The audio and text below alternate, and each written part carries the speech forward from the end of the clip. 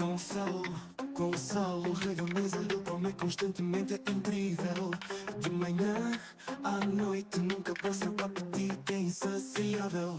É verdade, ele engole tortas, bolos, pizzas, massas, batatas fritas e toneladas de arroz. Ele não deixa nada no prato, ele é um verdadeiro lobo, sem dúvida. A família dele está preocupada, mas ele não quer saber. Para ele comer é um verdadeiro prazer. Ele só pensa nisso de manhã à noite, e ele não consegue parar, mesmo que seu estômago doa. Engole tortas, bolos, pizzas, massas, batatas fritas e toneladas de arroz. Ele não deixa nada no prato, ele é um verdadeiro lobo, sem dúvida. Um dia ele vai ao médico porque não se sente bem. O médico diz que ele precisa mudar seus hábitos alimentares. Caso contrário, ele terá sérios problemas de saúde. Engole tortas, bolos, pizzas, massas, batatas fritas e toneladas de arroz. Ele não deixa nada no prato, ele é um verdadeiro lobo, sem dúvida. A família dele está preocupada, mas ele não quer saber. Para ele comer é um verdadeiro prazer. Ele só pensa nisso de manhã à noite, e ele não consegue parar, mesmo que seu estômago doa. Ele engole e vai ao médico porque não se sente bem. O médico diz que ele precisa mudar seus hábitos alimentares. Caso contrário, ele terá sérios problemas de saúde.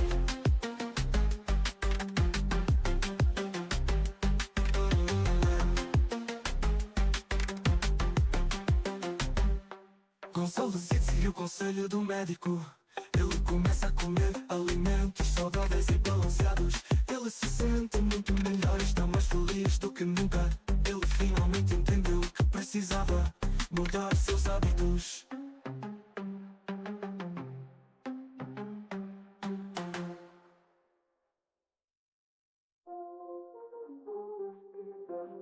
Batatas fritas e toneladas de arroz. Ele não deixa nada no prato, ele é um verdadeiro lobo, sem dúvida. Um dia ele vai ao médico porque não se sente bem. O médico diz que ele precisa mudar seus hábitos alimentares. Hi guys, welcome back to another live stream. Hope you all had an amazing day. I forgot to put my phone on charging. Welcome to another live stream. Welcome.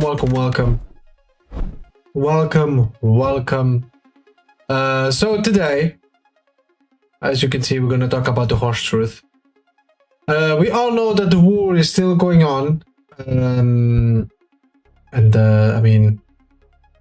it's kind of obvious. Now Europe is starting to feel everything pretty much being expensive when it comes to electricity, oil, and all that shit, gasoline, and shit like that. So Europe is starting to bleed. America also noticed that they're starting to bleed. So what else would be better to react than just our good old nigga Nick Fuentes? YouTube, if you don't like it, I don't give a fuck. I'm still gonna react to it. So here we go. We're gonna react to our good old friend Nick Fuentes. I suggest you guys to follow him on, of course, on Rumble. That's where we are. Pretty good person that understands the reality of things, and clearly you do not have a notification on Steam that's telling you that Dark is playing Helldivers. What? No. No, 100%, bro, 100%. I love how I'm midway talking, and then I don't know where my bottom right of my screen is just I don't know where.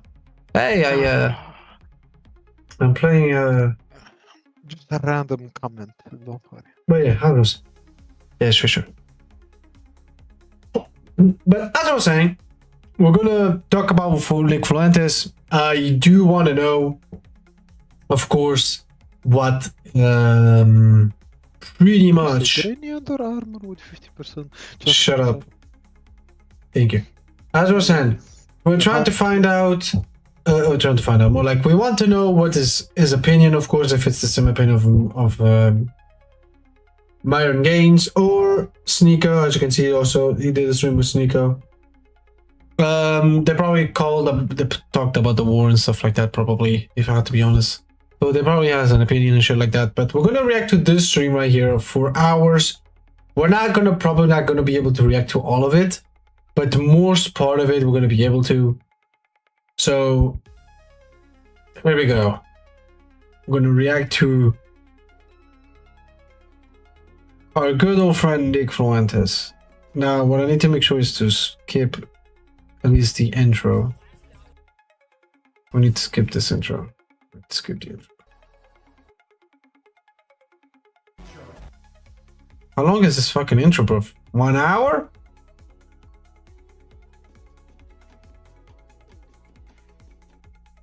The bar is on the floor. Okay. Why is it also an intro just goes long? Okay, it goes long. Is there a way like... Okay, thank you. Show starts at after 2 hours. Okay. Good evening, everybody. You're watching America First. So, if you people don't know who, pretty much, don't know who Nick Fuentes is, at this point, it's actually very weird. So, Nick Fuentes is literally a America First nationalist American that understands that, for example, black people need to be in prison, most of them, that the Jews need to stop taking control of the American country. They need to get these illegal immigrants get the fuck out of here. Women need to shut the fuck up and be in the kitchen. This is who pretty much Nick Fuentes is. He's a good nigga. He's pretty much a good fucking nigga. Here in Europe, not a lot of people know about him, or at least from my knowledge. He's someone that is very, very America first. He's very, very America first, which is understandable. I mean, he's American. We all can understand that. And I wanted to react to his opinion, or more like to what he knows about the war, about what's going on. If he kind of has the same view as we have, and at the same time as Myron has,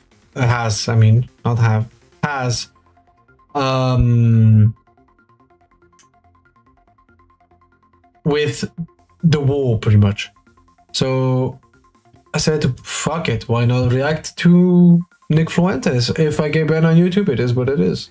My name is So here we Nicholas go. J. Fuentes. We have a great show for you tonight. Very excited to be back here with you tonight on Monday. We have a lot to talk about tonight, lots to get into. Big show. Day 10. Our featured story tonight, we're talking about day 10 of the war in Iran. Yes, we have entered the second week of the conflict, the war. And by the way, it's actually pretty... Before we continue, just this sentence on its own, it's fucking incredible how Iran was able to withstand Americans' pretty much attack and Israel's attack. They are really... I think they're gonna... Now I'm gonna give you guys my opinion from at least what is going on right now. Iran is gonna 100% gonna be able to last long. 100% from what you can see, guys. It's been already pretty much 2 weeks almost.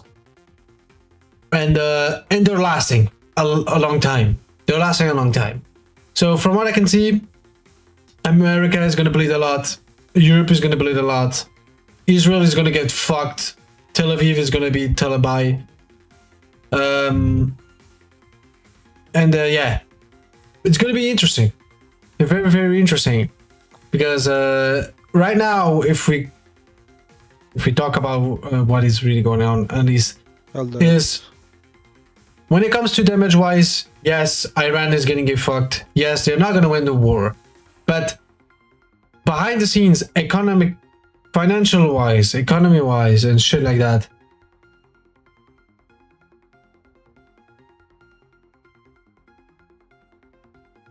Sorry guys, I just got a notification.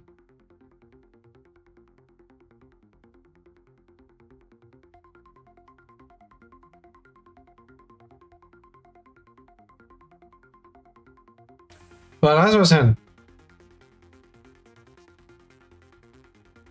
in the war, if you see the war as it is right now, Iran is probably not going to win.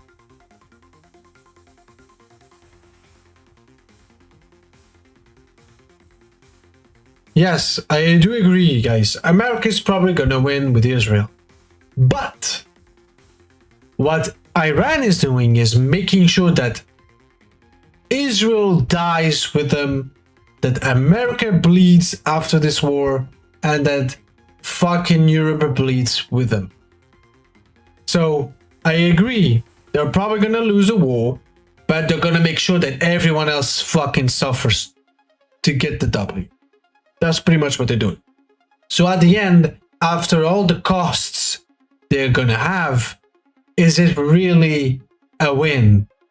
That's why Iran is doing what they're doing. They're attacking a bunch of pretty much petrol stuff around the area of the Middle East, so nobody can pretty much, I mean, get oil or petrol, more like it. I mean, and no barrels, pretty much. They're making sure that the natural gas is cut off. They're making sure that the boats cannot transport the utility of the resources to other countries. Because remember, 20+% of the world depends on the Middle East, or at least Iran, pretty much, where all the petrol and shit like that passes through. So they're making sure that if, or well, not if, more like it's more likely that's gonna happen, that American and Israel win. They're gonna make sure that that Israel goes down with them, and they're gonna make sure that America bleeds a lot, and of course, in the consequence, Europe as well. So that's my opinion. But now let's hear Mr. Nick Fuentes. What's amazing about this is we don't even know what's going on. We don't have the vaguest clue. True. You have Pete Hegseth saying it's a war. This is the Iran war. This is arguably the third Persian Gulf war. Well, J.D. Vance says it's merely a conflict. And the White House says this is an operation. So we don't even know what Operation, conflict, war. It's the Iran conflict. It's the Iran operation. It's very interesting, isn't it? And we have no idea where this is going. Is it going to escalate, or will there be an off-ramp? Today, President Trump actually said both. He said the war is almost over, but we're also far from done. True. He said the war will be over soon. We actually finished. We completed all of our objectives, but also we're going to hit them harder than they've ever been hit, and there'll be nothing left, and there's so much more. So we don't even know what's going on. That is what characterizes this whole. That is true. They did everything they said they're gonna do, but for some reason they're still bombing the heck out of Iran, and they're still fucking in the middle of the war. Interesting, isn't it? If they got out of the objectives, what are they doing there? Yeah, that makes sense.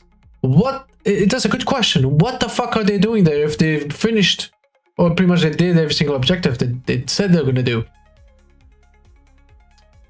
It's very interesting. Very, very, very interesting. Whole episode entered the second week on Friday night. It's now Monday. So we're entering, I suppose you could say, the second full week, and we really have no clue what you could even call this. And so tonight we're going to talk all about the latest updates. We talked about the course of the war last week, and where I left you on Thursday is pretty much where we are today, which is this. The United States is looking for a quick and decisive victory that they're not going to get. Not going to get, yeah, true. It is a strategic imperative for the United States to hit Iran as hard as possible and then quickly leave. But in order to do that, we need to topple the regime, which our own It's not military, gonna work. our generals, the Pentagon said before the war that is an impossibility. It's not gonna happen. It's not gonna happen. And they were right. 10 days in, and the Iranian regime They're still has there. not toppled. And They're not still only has there. it not toppled, but Yep. it seems to be getting stronger. Yep. The Ayatollah died, but a successor was named today. It's his son. And there was a massive rally in Tehran in support of the regime and against the foreign intervention. So what the general said, and this was widely reported, General Raisin Kane, the doubts, hesitancy from before the war, well, it has come to fruition. We have not gotten this quick and decisive victory, and now we're stuck. Here's Yep. the other inevitability.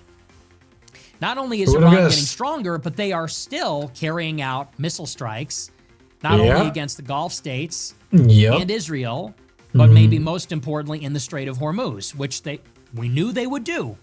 Yep, we did. Everybody has said, Everybody for as knew. long as we have been in a conflict with Iran, that the thing you got to look out for, the number one risk, is that Iran will shut down the Strait of Hormuz. And this is the narrow passage And that's pretty much what happened. which separates the Persian Gulf oil from all the Gulf countries and the Indian Ocean. And with Iran lobbing surface-to-sea missiles as well as drones and other projectiles, none of the ships are getting through, carrying all that oil, liquefied natural gas, copper, other things. As a result, global oil prices hit $120 per barrel of crude That's a oil. lot. Yeah, it's already over at the $120, by the way, guys. And if this continues into the end of March, this could constrain global oil supply by 10%. And you have a global recession. Recession risk is way up. And other countries are trying to release their strategic reserves and they're trying to make do, but we knew this was going to happen, and now here everyone we are. knew. But they decided So to we're go going for the to war. break down what's going on. We'll walk through all these different developments, and we'll try to make some predictions here. Keep preaching, okay? brother. Okay, Good. gambling addicts. It's crazy. It's so funny to me. Here I am for years trying to talk about politics and like tell you what's happening in the world. Obviously, I'm completely vindicated. I called all of this. And instead of people saying, you know what, you were right, your analysis is great, whatever, now people just want to know what's going to happen tomorrow, literally so they could bet on Polymarket. I'm like, seriously? Is that what this is to you, people? It's like, this is the end times. This is the tribulation. There's a little more important things going on. True. Israel is at war with Persia. It's the end of the world, and people are Pretty like, much. hey, It's pretty much the end of the world. quick If question. if they end up You winning, think it's pretty much oil's over. gonna hit $115 before 12 hours from now? It's like, really? That's the question? Yep, I do agree. Well, I'll It's a bigger picture than just... that's not a good try to video. give you Okay, it's a little better. I paused it in the wrong fucking image, bro. It was so bad. The wrong frame. But if Israel ends up winning, which probably is going to happen, if I have to be honest, it's pretty much the end of the world. I do agree it's the end of the world. They already control Europe. They already control America. If they end up winning against Iran and they take over the fucking goddamn territory or the government on its own, itself, I mean, more like it, on the country, it's pretty much over. They control the Middle East. Israel is going to become a super powerful fucking goddamn regime. America is going to be top shite. It's going to be, no one is going to want them. Nobody wants to be with them after all the fucking shit that they've done, after the Epstein files, after all the dumb shite that America literally hidden and did as well. It just tarnished the country of America. It's pretty much America is the fallen ancient Romanian. Is it Romanian or Roman? I think it's Roman. There you go. Sorry, wrong word. It was I used the wrong word. Excuse me. Roman Empire is pretty much America today. Is pretty much the old Roman Empire. They're pretty much. I think it's the end for everyone. This war literally is going to determine who is going to pretty much control the rest of the world. If Israel wins, it's over. If Iran wins, it's more like nobody gets control and everything stabilizes, which is good. Or more like if no one wins, everything is stabilized. So I do agree with him. It's pretty much the end times. It's pretty much the fucking end times. Well, in the meantime, I'm gonna play Helldivers. Yeah, you don't care, Dark, but it's I mean, you're not gonna care now, but later in the future, you're gonna care a lot. You don't know. Yeah, you'll see how fucking bad it's gonna become. I can already see it happening in front of my eyes, but you know, yeah, cool. But yeah, if Israel ends up winning the war, it's over. It's the end times. The end times are here. It's here. It's here. 100%. It's here. I wasn't really keen on living anyways. Well, I shouldn't say that. No, it's not about living or not. It's about power and control. The fact that Israel already has power and control over 2 continents, it's already very bad. It's very fucking bad. And if they can control the Middle East, it's over. It's pretty much over. They take control of everything. They're gonna be able to shape the world the way they want to. And guess who predicted this from happening? Jesus predicted this is gonna happen. He predicted it. We are in the apocalypse chapter. We're pretty much in the apocalypse chapter. That's pretty much where we are. And not only that, it's not just the apocalypse chapter we are. Mr. Mustache Man HH, which I cannot say the name of, predicted this from happening. He knew that this is going to happen. And guess what's going on? It's pretty much happening what pretty much both of these 2 people said, pretty much one in the Bible and one through his speeches. They knew that this was going to happen if Israel is going to end up taking control of everything. It's going to be pretty much the end times for everything. So yeah, guys. This war is a lot... The picture of the war is a lot bigger than you guys think. You guys are seeing the normal picture. The picture is like as big as a fucking monitor. Or even bigger. It's as big as a television, literally. The picture is so big that it's gonna be super bad. So yeah, I do agree with him. This is it. This is the war that's gonna determine pretty much the future of the world. More like it. Not even the country, not even of a continent. It's literally the world. So guys, be prepared. A sense of what is happening and where this is going. I can't predict the oil prices by Thursday or whatever, okay? But we'll get into all that. That's going to be our big story. We'll give you the latest, and I'll give you my analysis. Before we get into it, I want to remind you to smash the follow button on Rumble, smash a like button, leave a comment. Let me know what you think about the show. Don't check out our merch store. It's down temporarily. We were having by the way, I should about Rumble. I should check out how to stream on Rumble because I do want to stream on Rumble. I forgot. Downtime, no problem, but it'll be back soon. Subscribe to the website if you want to support the show. AmericaFirst.plus, $15 a month. You get access to the archive, every episode of the show, MP3 format, RSS feed, MP3 downloads. The video player is superior to Rumble. And we have the previous 5 shows for free on the website if you prefer that video player. That's AmericaFirst.plus. $100 a month to get to be in a group chat with me. And I'll be doing a little bonus show in the group chat tonight after the show. So if you subscribe now, you'll catch the bonus show only in the group chat, but only for the $100 a month club. It's only for the rich people. I'm going to be giving all the inside baseball to the rich people. Are you one of them? That's the question. Is it worth it to you? And if you're not, got to spend money to make money.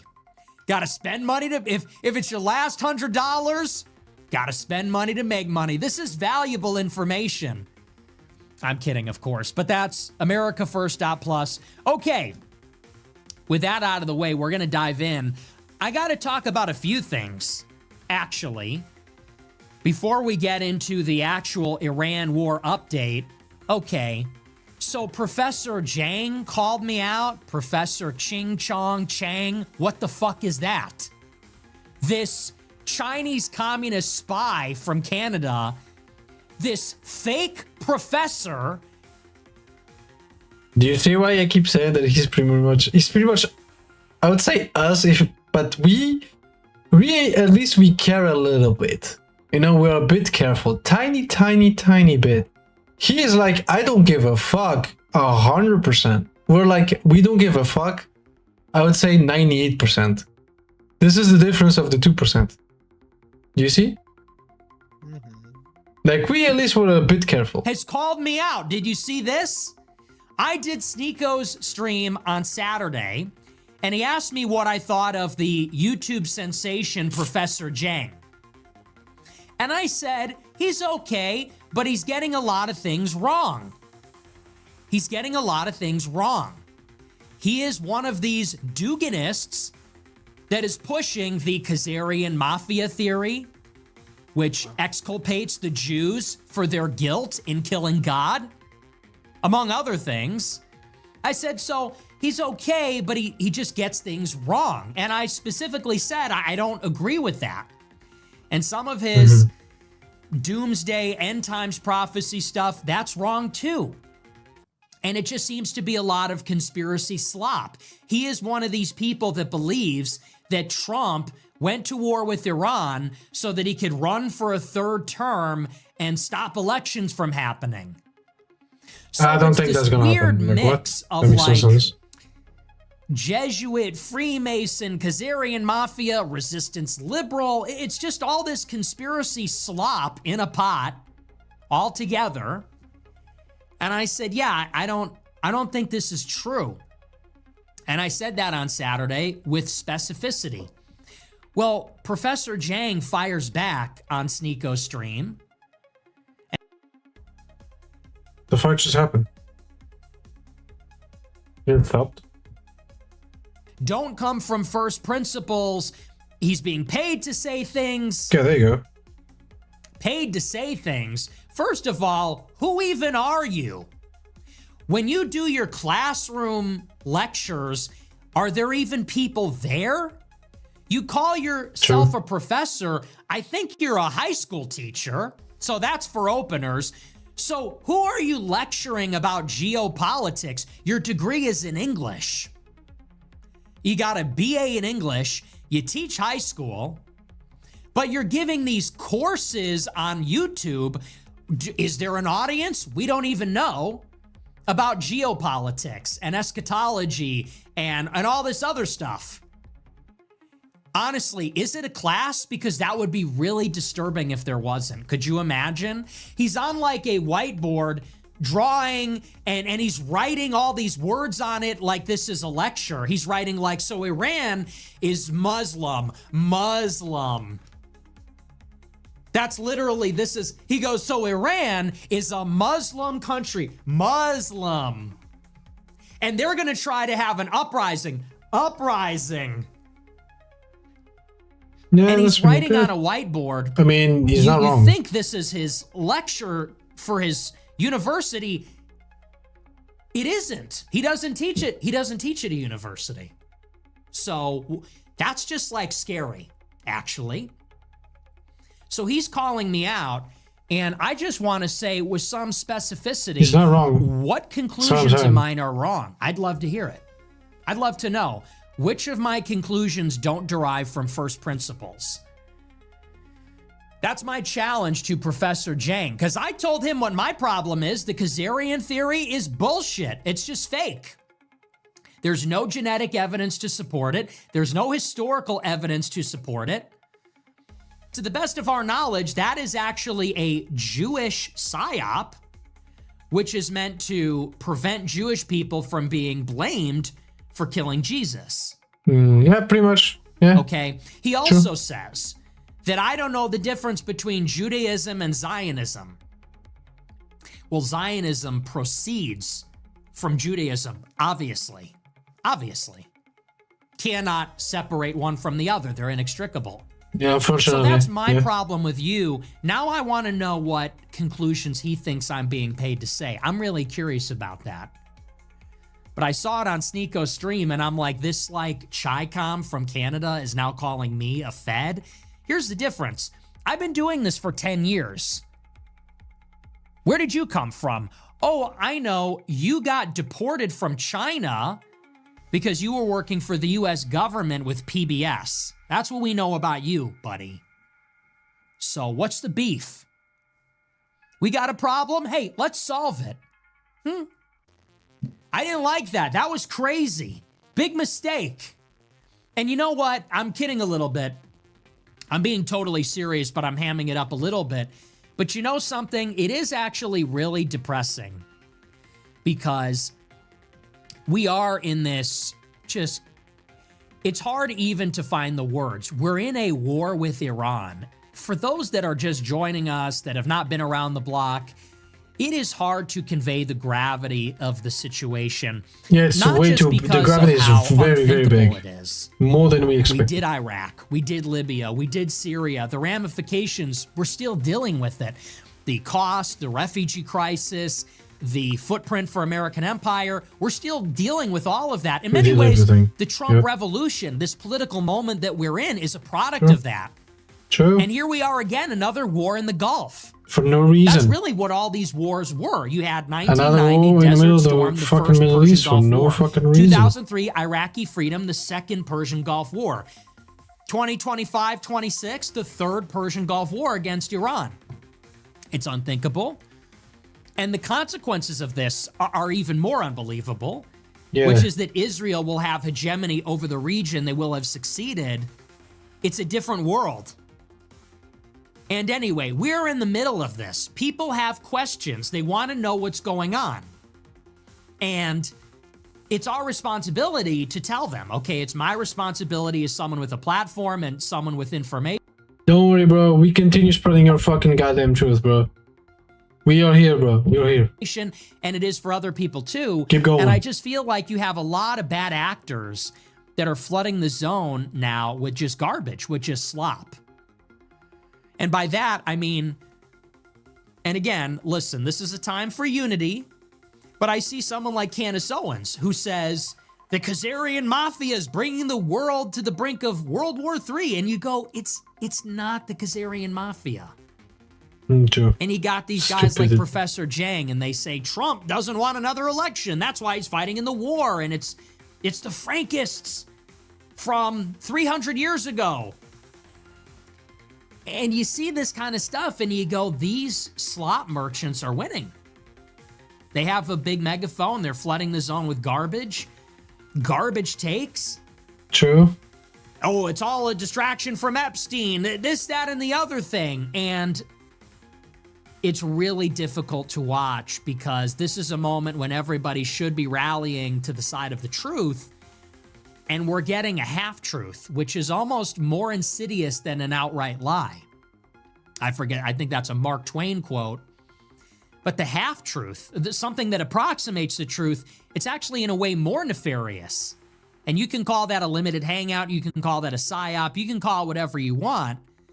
But let's be very clear about what our problem is. It's a Jewish problem. It is a Jewish problem. It's It not is a Jewish problem. purely Zionist. And everyone knows It's not that. Frankist. Fucking It's not Jewish problem. antinomian. It's not the Khazarian mafia. It's not any of these things. It's not aliens. It's a fucking Jewish problem, Some yeah. people are bringing that one back.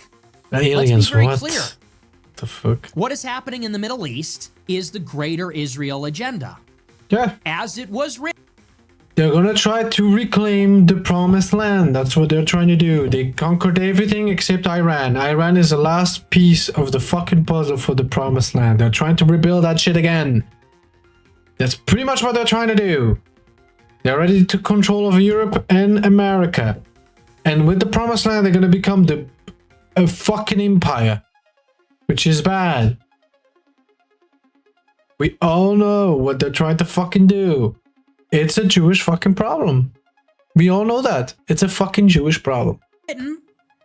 for actually centuries, maybe millennia, but specifically as it was articulated by the Likud party in the 1970s and the 1990s, they are on a quest to basically destroy every one of their rivals and neighbors in the Middle East. And we've seen it. They have done this in Iraq. They have done this in Syria. Now they're doing this in Iran.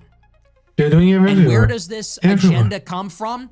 Well, it comes from this messianic Jewish belief that the Jewish people have to return from the diaspora, return from exile to their promised land. Rebuild the third temple in Jerusalem. Well, rebuild the Jewish temple. That would be the third iteration of it. And then that will be the seat of the lawless man. In our religion, Christianity, that will be the seat of the Antichrist. Their Messiah, who they believe has not arrived yet. And in our eschatology, the Antichrist. And it all goes back to the Old Testament. This all goes back to Judaism. And all these attitudes do. It's loaded up with them. When did this operation start? Purim, a Jewish holiday, when the Jewish enemy, the Amalekites, are smited by Israel, which happened to be the Persians in that holiday. And this is in pursuit of what? Greater Israel, that promised land to the Jews, based on that biblical covenant, based on that biblical testament. God's covenant with Abraham, with the Jewish people. It's all in there. And people are trying to make it about everything other than that. And that is almost more insidious because, again, people are looking for the answers. They're looking for the truth. They're trying to make sense of this. And the old answers do not satisfy. Well, they did it for the oil. They did it for the defense contractors. They did it for whatever. Colonialism. The old answers don't satisfy. People understand it's bigger than that. And they're being given all this garbage. And it's important for people to get exactly what we are dealing with here. We're dealing with fundamentally. They're trying to reclaim the promised land. That's pretty much what they're doing. Practiced by the rabbis. We all know. As we all fucking in the know. Talmud and in the mystical Jewish tradition. That's what it is. So anyway, I call out Jang, just like I called out Candace and other people. I don't hate these people. I don't even think they're all the way wrong. I just think they have the fundamentals wrong. It is Jewish, okay? That is what we're dealing with here. And I don't say that because I have some preoccupation. That is just what it is. From first principles, that is what is happening here. Those are the actors that are manifesting it, actualizing it every day. That's the holy book and the tradition and the messianism and eschatology from where it comes. It's what it is. So anyway, that's Professor Jang. The other thing I wanted to touch on before we get into the war is, and this is similar, it's very much along the same lines. I cannot believe that this is happening.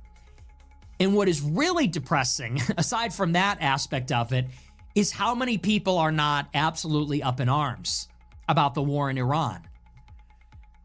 And I say that because I was one of the original members of the Trump coalition. I've been very critical of Trump. At this point, I would argue I'm anti-Trump. I would say I'm anti-Trump. Same thing, bro. This administration. Same fucking thing. I thought that Trump would actually calm things everywhere in the world, but instead he ended up being the opposite. They created more chaos. They created stupidity everywhere. Like what the fuck? I thought that Trump was able to at least for the next 4 years be able to calm things down and not let the fire become bigger. But instead, he put more fucking wood in the fireplace, so the fire got too big.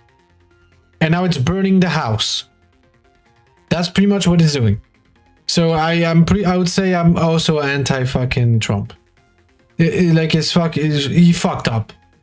In these years that he's been president, he fucked up a lot. He fucked up fucking a lot. He did some good things, but he fucked up a lot compared to the first 4 years that he was president. In the first 4 years he was president, pretty good.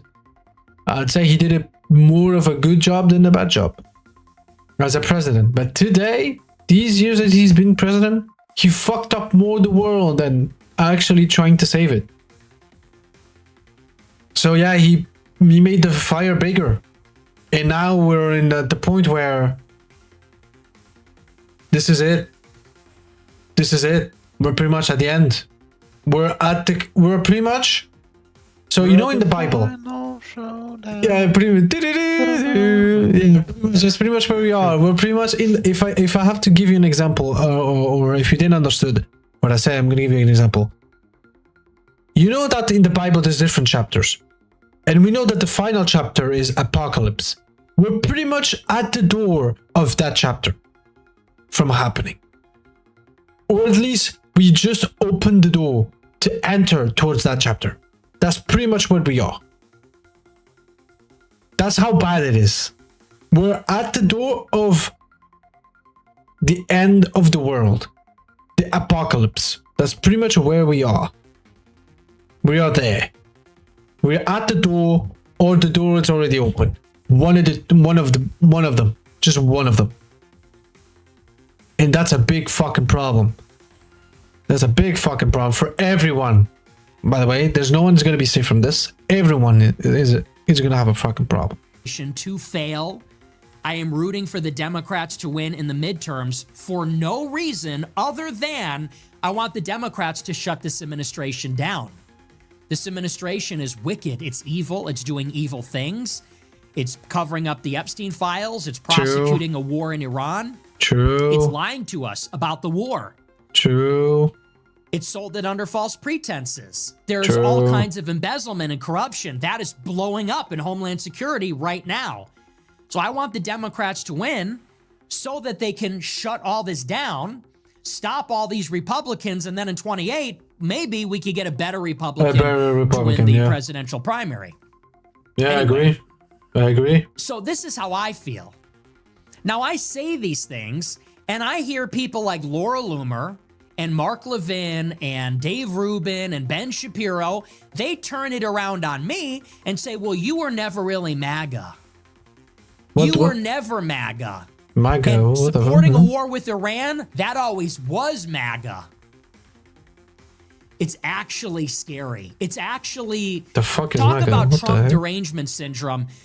I know the word gets thrown... Israel at this point. Yeah, what?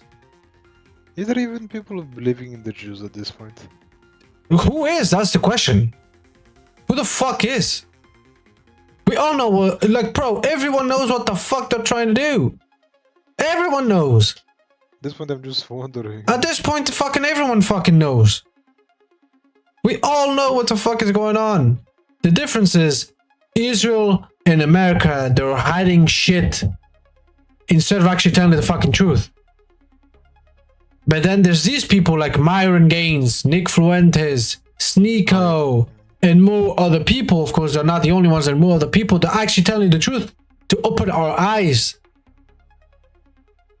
These people, they're people that, in my opinion, that people should get information from, because they actually tell you the fucking truth of the way it was supposed to be.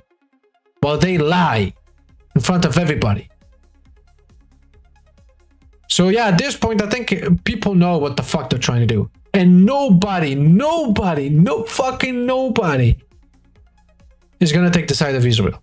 Fucking nobody. And everyone knows that what they did, for example, in Gaza, it's fucking unacceptable. And now that after so many years of wars in the Middle East, they're gonna go through another one. That's fucking unacceptable. This is why I keep saying this war is going to determine if America is going to be the Roman Empire that's going to tumble. This is the war that's going to show if we're going to fall, if everyone's going to fall. This is the war. This is what Jesus predicted. This is Mr. Mustache Man HH predicted what's going to happen. Not just them, Nick Fuentes, Myron Gaines, everyone, all these people predicted what was going to happen a long time ago. And guess what the fuck where we are? We're at the fucking centimeters, not even centimeters, millimeters from the apocalypse door to be opened. And as soon as we open and we enter, there's no going back. just going forward. We are entering the fucking chapter of apocalypse, people. We need to actually fucking stop fucking being brainwashed. Stop being stupid. Just stop being stupid and open the eyes and realize that we need to start actually fighting for our freedom. Because this war that is going on right now is going to determine how the future is going to become. This is it.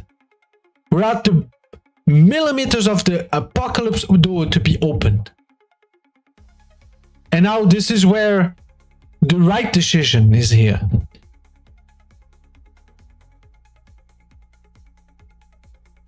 Do you support the Jews or are you against them? This is the most important decision ever. And everyone's not buying this bullshit from America and Israel. Everyone knows that they're fucking pieces of shit. They don't, and that America's being brainwashed by the fucking Jews. I don't know what the fuck they have over fucking Trump. I mean, probably they have the Epstein files. If that's probably one of them, one of the things they have on them. But not just that. The Jews control also America. Fuck America. Fucking also Europe. And Europe's saying nothing. They're saying quiet. They're not even trying to fucking solve this fucking problem for the sake of the future of humanity.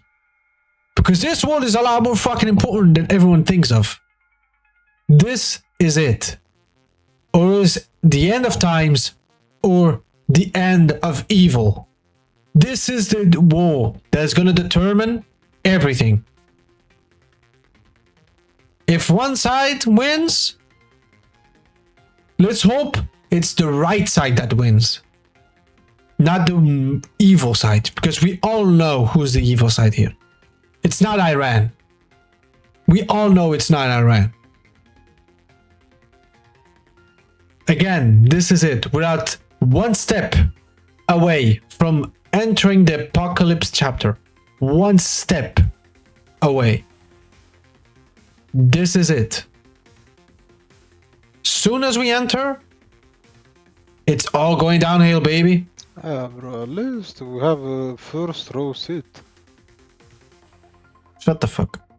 Around a Oh, lot, but it's literally like so- Orwellian. I hate to say that because that's so trite, but it's so real. And we're not saying this to make you guys scared or anything like that. Okay?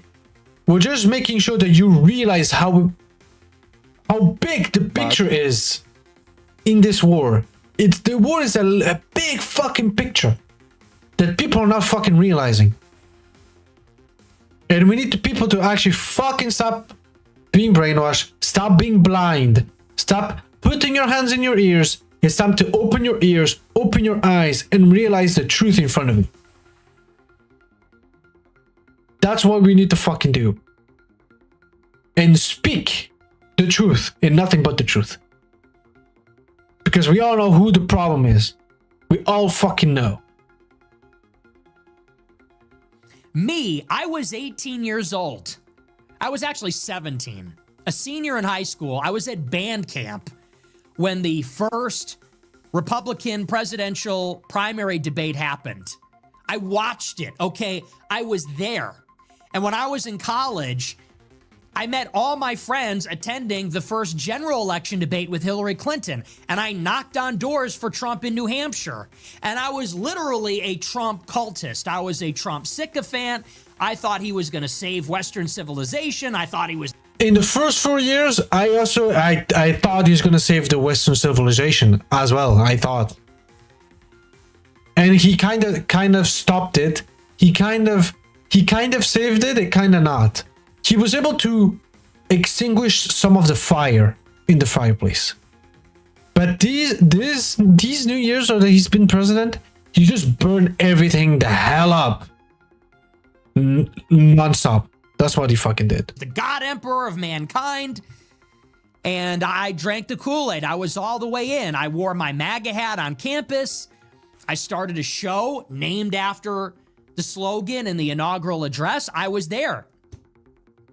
And at the same time, being a Trump supporter, I jumped onto the movement because Trump said we need to put America first. And that means ending the wars in the Middle East, ending the war in Iraq, withdrawing our troops from Syria, even withdrawing them from South Korea, from Germany, making a deal with Russia, making a deal with Iran, maybe, or at least not fighting a war with them.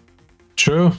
Fast forward 10 years later, we're in a war with Iran. The OGs, people like me and Steve Bannon and many others, are now hypercritical of Trump. And you get people like Loomer and Levin and Shapiro, they say, you were never MAGA. You were always a Democrat. You were never MAGA. You were never a Trump supporter. And war with Iran, that was always part of MAGA.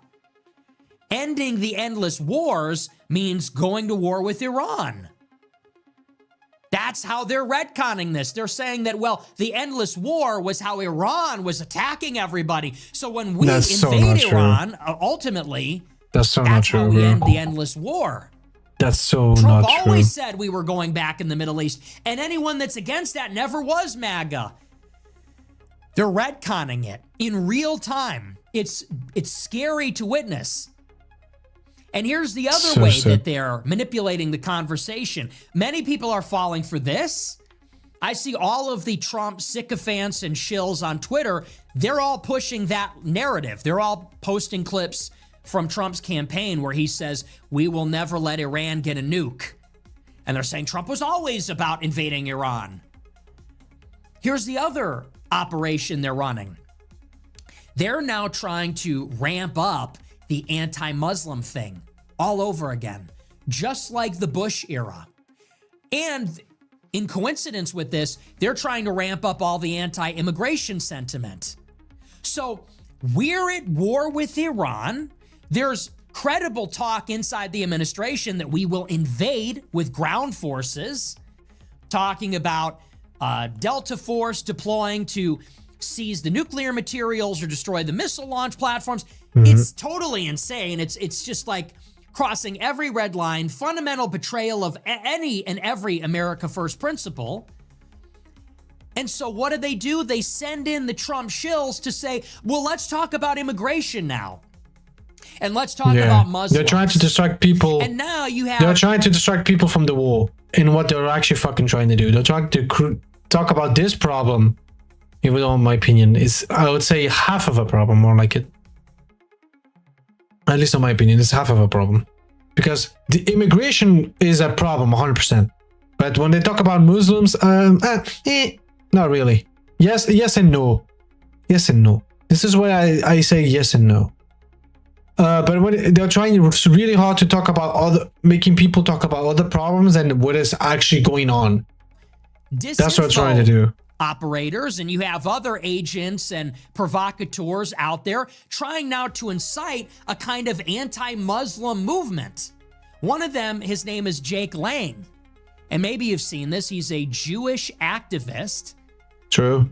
There are literally photos of him in Israel kissing the wall, making out with the wall with the fucking cube on his head and everything. He is the most Jewish-looking guy you've ever seen. He's the most Jewish-sounding guy you've ever heard. Get the fuck out of here, Jesus Christ. He is a big, disgusting, revolting, Jewish douchebag from New York City. Name is Jake Lang.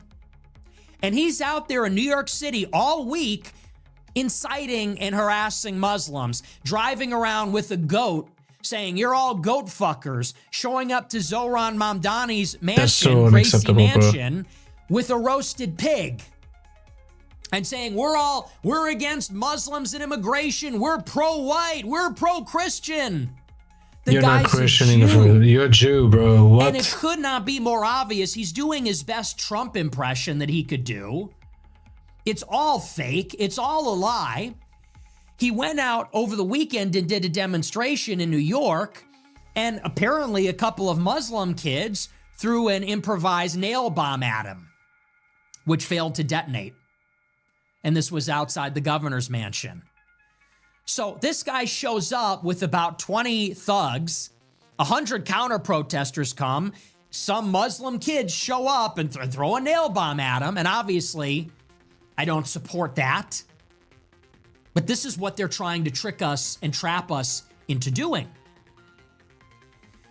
You have people going out there deliberately trying to instigate, deliberately trying to incite, trying to change the conversation.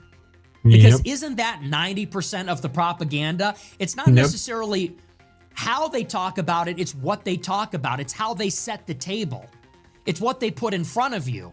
We are in a war with Iran, something that Trump said specifically we wouldn't do. He said we're going to end the endless wars. We're not going to be in the Middle East forever. All this kind of stuff. And guess what's going on? We are in there. It's looking like Iraq 3.0. We have no plan. Americans are dying. Oil prices are spiking. We did this because Israel forced us to. Forced them to, yep. Approval rating is tanking. We're already in bad shape for the midterms. And what's going on in New York? Some Jew is out there LARPing like a Christian nationalist, white nationalist, trying to instigate with Muslims. Now's the time he wants to talk about Muslim immigration and doing these very sensational, very provocative demonstrations. This is not a protest saying we're against immigration. This is a protest saying we're going to do sacrilegious things to make Muslims as mad as possible in the hopes that one crazy person hits me and then we can cry and make a national media story and say we're under attack by Muslims. Yep. So that's exactly what is going on. You know, do you guys remember what Myron has said in the previous streams? That the Jew person will hit you while simultaneously getting hit and crying about it? Do you see how ridiculous Jews are? Let's be honest here. Bro, you cannot come here and say, I hit you, I get hit. And the person that started the fucking thing first saying that he's the fucking victim. That's not how it fucking works. You're the fucking culprit. You started this shit fucking up. Now you're gonna get the consequences of it. And what do you think the end goal is with all of that? The end game is that then all the white people are, you're going to dangle the keys in front of their face, jingle keys in front of their face, look over here, and all the stupid white people that voted for Trump, all the stupid conservatives that voted for this, are now going to be thinking about, oh, we're now going to talk about Muslim immigration. Now we're going to talk about hard seller. Now we're going to talk about immigration. And not only that, but we're going to say, oh, Muslims are over here killing us? Well, good. I'm glad we're bombing Iran now. No. They're Muslims are attacking us in New York? Well, I'm glad we're now bombing them in Iran. This is great. Good on Trump and all the conservatives for doing this. They're trying to use a bunch of chaos in the countries so that people realize how bad Muslims are, even though they're not. So people end up being brainwashed saying that what the fuck they're doing in Iran is correct, which is not. They are fucking not. The Jews are the ones that actually are the fucking problem. They are the problem, not Iran, not Muslims. The Jews are actually the fucking problem. They're trying to distract us. They're trying to distract us with different problems, different fucking conversations, so we don't see the main fucking focus, what everyone should be talking about. That's what the fuck they're fucking doing. People are falling for it. And that's what's horrible, is people actually falling for it. Yeah, I agree. People are actually fucking falling for this shit. It's fucking incredible. You would think that is the most obvious place. What did you say? I didn't hear you. Funny more, like, how can you believe that? What do you mean, like, how can I believe this? That's what's happening. In America, in America, they keep talking about ICE and immigration. They don't even care about the war anymore. In Europe, what do we care about? Oh, we talk about, hey, the inflation of petrol, gasoline, food is going up. Like, that's all we talk about. I haven't seen a serious conversation about the war from no one else here in Europe. We just talk about how, oh, inflation is going up. This is going up. This is going up. They're trying to make you guys talk about. I mean, I'm not saying that it's not true.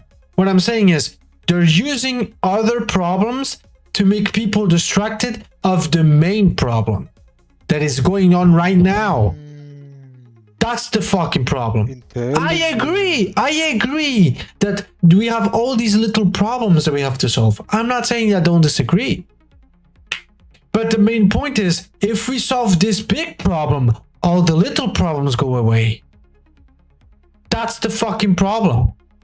They're trying to brainwash people to talk about a bunch of fucking different things instead of talking about what the fuck is going on right now.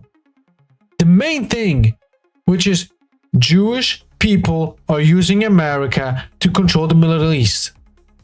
That's pretty much what they're doing. And instead of everyone talking about this shit, instead of everyone being against this fucking shit, what they're doing, in the journal, inflation went up, the price of food went up, petrol or gasoline went up because of the war. But we're not gonna say that, but we're not gonna go further than this. We're just gonna say because of the war we have this. They're trying to make us be distracted. That's what the fuck they're doing. People, open your eyes to the truth. It's fucking unacceptable. The amount of brainwashing and propaganda that they're fucking doing to distract everyone from the fucking reality of things. And people are buying it. That's what pisses me off the most. Human beings with no fucking goddamn consciousness and a brain with brain cells to think maybe these are a bunch of fucking little stories are trying to deceive us from the main story, the main problem. This is the problem. I do agree. That's pretty much happening here in Europe as well. For a long time, for like this week, everyone was talking about the war. And now on TV, we don't talk about the war anymore. What I've noticed is we talk about inflation. We talk about that the food price of the food is going up. That petrol is going up. And you know what they're doing? What they're saying? They're saying because Iran is in a war with America. Not all the way around. That Israel and America are in a war with Iran. To try to control the Middle East. They're not saying that. They're trying to brainwash people saying that Iran are the problem. That the Muslims are the fucking problem. And they're trying to deceive people from the reality. Book in the world. What do you think 9/11 was about? That's the it's whole time point to of open 9/11. your fucking eyes, people. Stand down, let the Muslims attack us, and then what does that do? It makes the Americans want to fight Israel's enemies, the Muslims. Pretty much. That's pretty much what they're doing. That's why I keep using this analogy that an Israel is going to punch you at the same time as you punch him, and he's going to become the victim instead. I use that. I mean, I don't know if that's the. Don't know if I'm saying it correctly. By the way, guys, I'm not sure. But I think that's pretty much what's going on. Israel is attacking a bunch of fucking countries that are Muslims. They are pretty much the whole Middle East. And what the Middle East is going to do, they're going to attack back. They're going to defend themselves. And guess what happens in the media? Everyone says, oh, they are the ones that are actually evil. They're not even evil. They're like, no, we all know what you're fucking doing. Israel is the fucking problem. You keep harassing everyone. You keep attacking everyone. And what people are going to do? They're going to defend themselves. That's how we humans work. They're not going to just stand there and take the hits. They're going to defend themselves. Israel, the Jews are the problem. They are the fucking problem. We all know that. And they're trying so hard in the media and all around the world, trying to deceive everyone. Through television, through social media, through streaming, through everything. Any source, any fucking goddamn source possible. They're trying so hard to deceive everyone. But people, open your eyes. Because the truth is eternal. And they said it themselves. Israelis, eyewitnesses on 9/11, they're on video being recorded right after saying, Jewish Israelis are saying, we are glad 9/11 happened. Because now the Americans will identify Muslims as the enemy, just as we Israelis identify Muslims as the enemy. That's literally why 9/11 happened, by the way. That's literally why. Because of a cup of liberty. No, because of fucking Israel. They didn't like they did not fucking like the Muslims.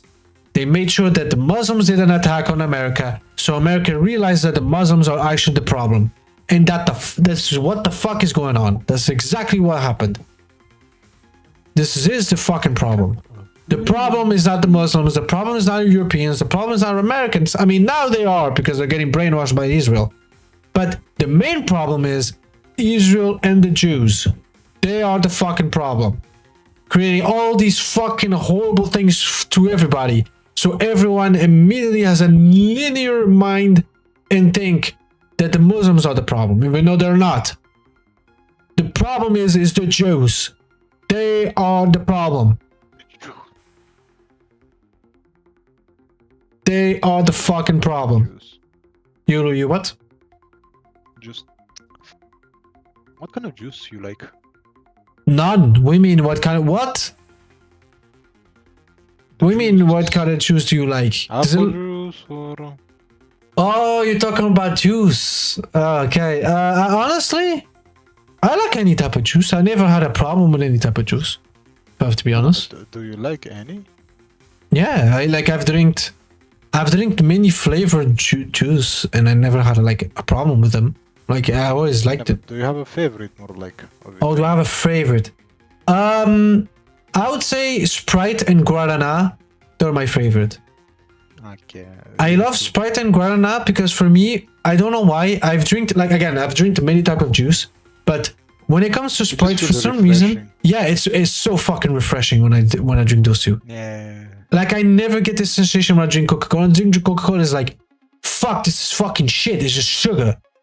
When I drink, for example, when I drink, in your teeth after. yeah, you can literally feel it. It's just sugar, and caffeine is fucking horrible. It tastes like dog shit. You drink, for example, Oasis, for example, you can tell it's also just sugar. It tastes like garbage. You drink Aquarius, it's the same fucking garbage. It's just sugar and like caffeine. It tastes like shit. But when you drink, for example, Guarana, it tastes like the juice of the actual fucking fruit. It has a little bit of sugar in it. Oh, I'm not. That? Yeah, it's literally the fruit. Yeah, it's literally the fruit. Well, It has a little bit of sugar. I'm not saying that it doesn't, but it tastes more like the fucking fruit than any other juice. And then when it's Sprite is a bit different. I taste the sugar. I hate the fucking sugar taste on Sprite. But what Sprite can do that other juice cannot do is that it's refreshing. But if I had to pick Guarana and Sprite, I would say Guarana is better than Sprite because Guarana has a natural taste and it's refreshing, while Sprite, you can tell that it's very sugary and I hate that shit, but the only good side is it's refreshing. That's literally it. That's why I prefer Guarana. So I'd say Guarana is number one, no matter what. 100%, it's number one. That's why. So I'd say Guarana and Sprite, they're my top two. They're pretty much my favorites. Good. So yeah, the rest of the juice, like, I don't mind drinking them, but they're fucking garbage. Coca-Cola is garbage. Pepsi's garbage. Fanta, I would say Fanta, honestly, I would say Fanta is top 3. It's number 3. Fanta, I really like Fanta, but again, the only problem is sugar. There's too much fucking sugar. You can tell that it tastes like fucking sugar. It doesn't taste like Fanta. Like back in the day, Fanta used to taste like normal fucking like orange juice with a little bit of bubbles and like gas. It was good. That time. It was good. It was fucking good. And now it tastes like fucking sugar. It tastes like fucking garbage. It's fucking shite. It's not good. It's not fucking good. We all know that. Fanta used to be the GOAT. I used to drink a lot of fucking Fanta. And since Fanta, and now it's garbage. It tastes like fucking sugar. And nothing else. There's a little bit of orange taste to it. Did you put a little bit of the orange juice taste? And that's it.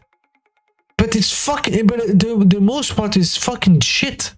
That's why I'd say it's top 3 instead of actually top 1. Because back in the day, it used to be my top 1. 100%. It used to be number I 1. always like the I always liked Fanta. number one. I always liked Fanta number 1. Sprite was always... For me, Sprite was never going to be number 1. Because it always tasted like sugar. But it was refreshing. It never changed. So far, at least. It never changed. So for me, it was always going to be number 2. It's never going to be number 1 because of that. But Fanta used to be number 1. Fanta used to be number 1 because it wasn't as refreshing as Sprite. But the benefit side of Fanta is it tasted like orange juice with gas. With the bubbles, pretty much. It was perfect. And then they ruined it. And now it tastes like sugar. And it's fucking shit. It doesn't taste like orange. Nobody fucking cares about Fanta anymore at this point. It's fucking garbage. It's fucking goddamn garbage. If Guaraná was sold on every single fucking store or gas gas station or anything like that, I would buy that shit faster than anything else.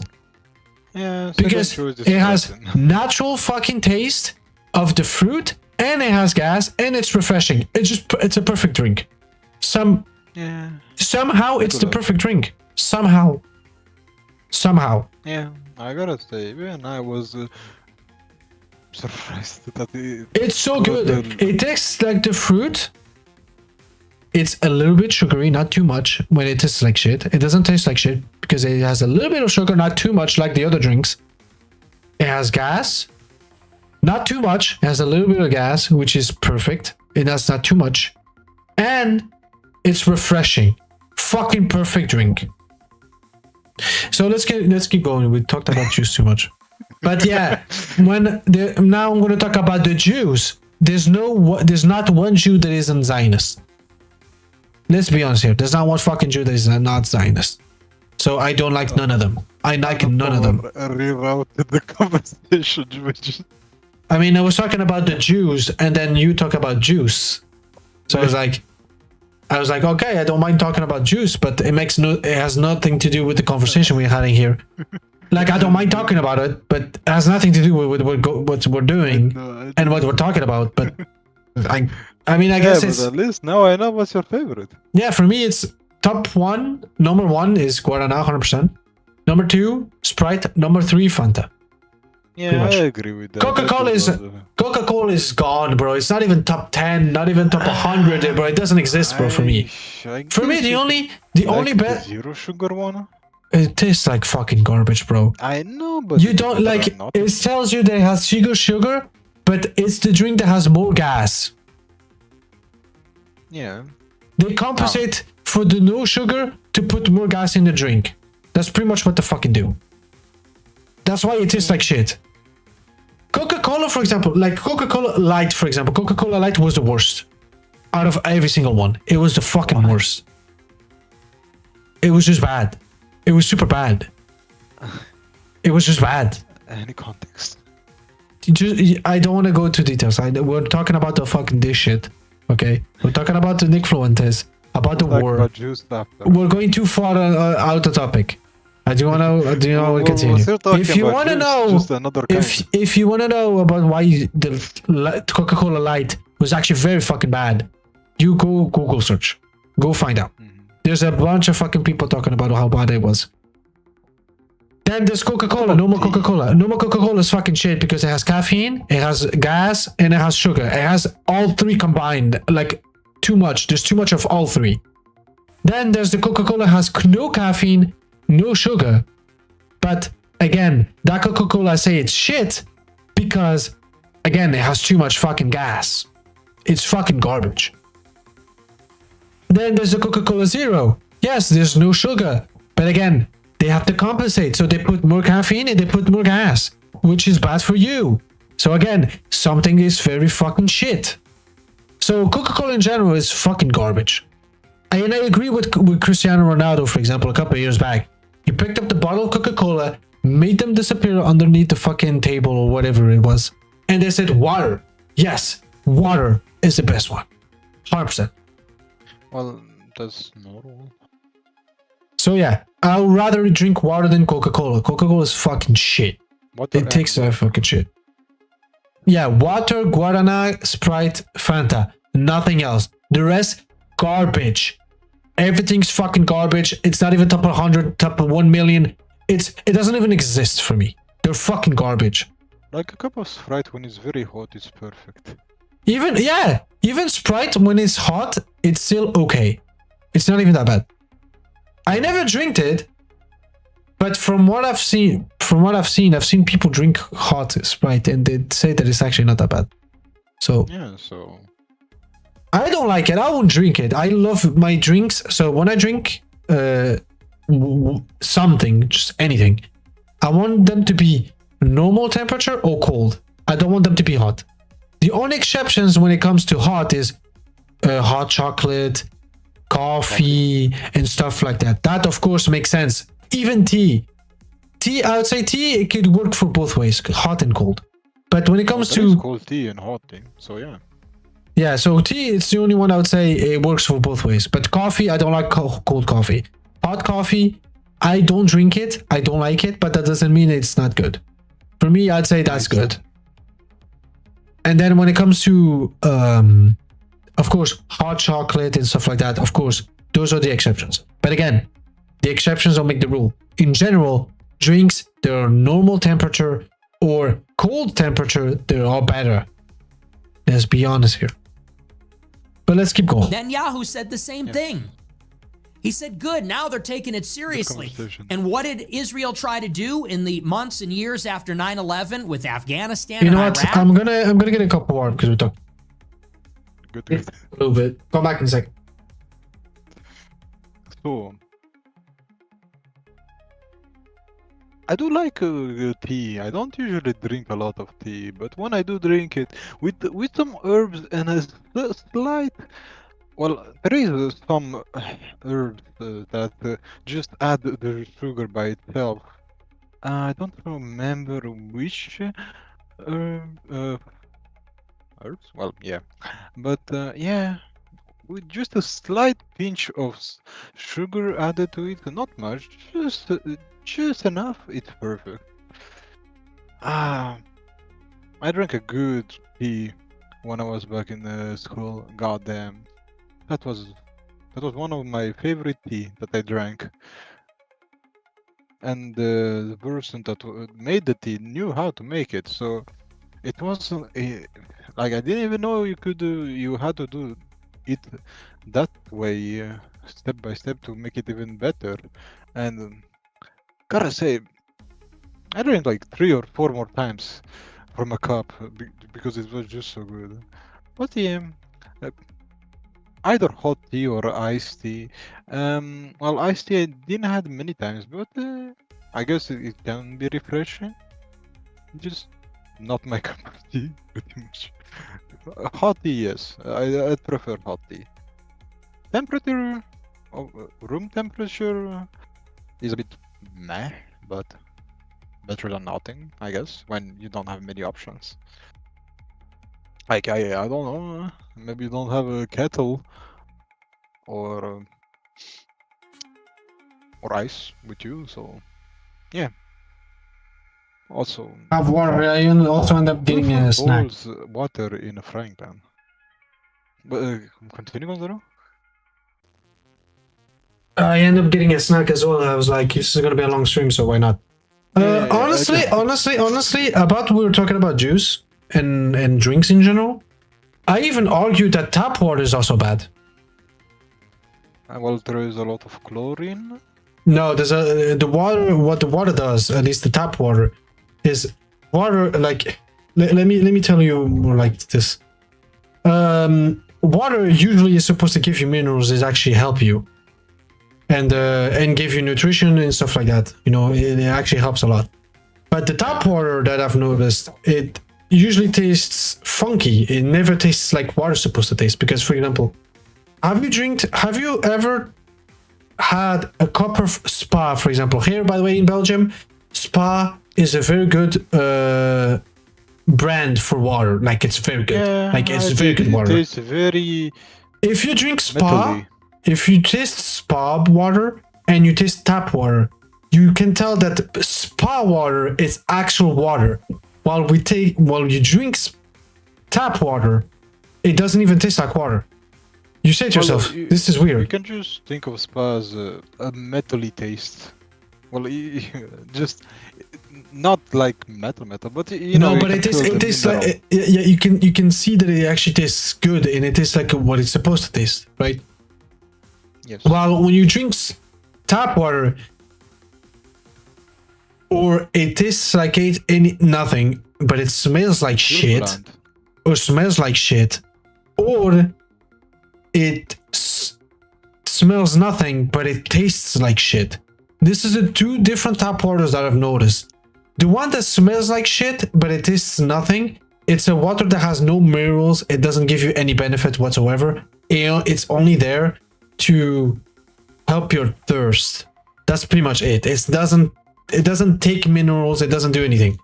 While the other one that doesn't smell like shit, but it tastes like shit, when you drink it, it actually takes minerals from you instead of actually giving you minerals that you need from the water. So that's why I say tap water. Everyone says that tap water is the best water there is. It's not. It's the biggest fucking bullshit there is. Because if we think like this, let's think like this. What the fuck did I press? Okay. Let's think like this. Everyone has a house these days, or most people. Everyone has tap water. So why are we selling water? Anywhere you go, any restaurant. No. Think about it. Any restaurant that you go to, even supermarket that you go, any store, what do they always have? Bathroom and water. So why do we sell water on supermarkets? Why is it necessary to sell water in supermarkets? No, it makes no sense. No, it just makes no sense, right? Because there's water everywhere. You can drink it from everywhere. If you think about it. And remember, when you go to a public place like supermarket or restaurant, stuff like that, I mean, they have to let you go to the bathroom. They have to give you water if you ask for a water. They have to give it to you. They have to give you an essential needs. So why do we literally sell water in the supermarkets? Everyone's gonna say, yeah, because it's, imagine if you're in the middle of nowhere and it's actually no water. I agree with you. But again, it's an extreme exception. The exception doesn't make the rule. In general, most of the time, you're going to be near people or near restaurants, near literally stores, supermarkets that have these bathrooms or water in general. So, from tap water. So to me, it makes no sense. Why do we sell water if everyone has pretty much tap water? Most people have tap water. Simple. It's just because tap water isn't good. Tap water, instead of helping you, is actually not helping you. It's actually giving you problems, more like it. They tell me this, or they do not, or the tap water does nothing because it tastes like nothing, or it tastes like shit because it's actually absorbing minerals and taking away minerals that you have. That's why instead of drinking tap water, I drink spa, because spa is actually a water that gives you minerals that you actually fucking need. This is not even a sponsor or anything. It's just the truth.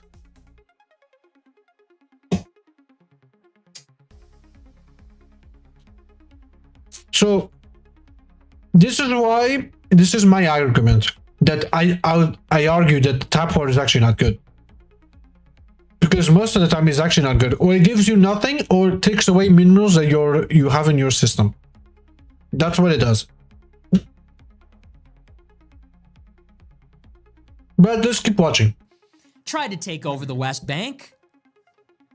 Tried to kill as many Palestinians as possible. We did this already. We ran this playbook. We've seen this movie. This was 25 years ago. The psycho anti-Muslim thing. We gotta kill them over there so we don't have to kill them over here. True. That's exactly what's going on. True. Invade the world, invite the world. We did this. We've seen this. We were tricked. They created a false pretense. They created a pretext to get Americans, which were enjoying our peace dividend from the Cold War, that weren't seeking enemies to destroy. They tricked us into going and fighting their wars. True. By convincing us that their enemies were our enemies too. True. And now we're doing it all over again. But we're It's doing it again? identical. Saddam Hussein has weapons of mass destruction. We have They to act don't. quickly. They don't. Iran is 2 weeks away from a bomb. They're doing the same thing. Saddam Hussein is sponsoring terrorism, maybe was involved in 9/11. Iran is plotting to kill Trump. And Iran is the #1 sponsor of terrorism in the world. It's so Saddam not true, Hussein's bro. committing a genocide against the Kurds and killing people indiscriminately. Iran killed 70,000 protesters. It's identical. It's pretty much identical, yeah. It's the same story. Bro, And the they're- title needs to be Juice and Juice. And people are actually fucking buy it. That's what pisses me off the most. Is everyone has been sold this story, and somehow people didn't learn from the mistakes, and they keep buying this fucking shit somehow. That's what I don't understand. Trying to get us to support it in exactly the same way. And you know what's coming next. They're egging on a false flag. You see Yep. it every single day. There was a report in the New York Post today, and it said that, I think it was the story broke from CBS News. CBS News, Barry Weiss, might have been ABC. By the way, I'm telling you, CBS News is, I mean, you can tell that it's a news in America, a company news in America. Do you want to guess who's running it? Cool. Okay, I'm gonna go back a bit. In the New York Post today, and it said that, I think it was the story broke from CBS News. CBS News, Barry Weiss. So, do you know who CBS News is? Well, It's a journalism company in America. Do you know who's running that company, by the way? no. It's a fucking Jew. Who would have guessed? You know why? I mean, they keep propaganding saying that the war is correct, that America is going to war for a good justification.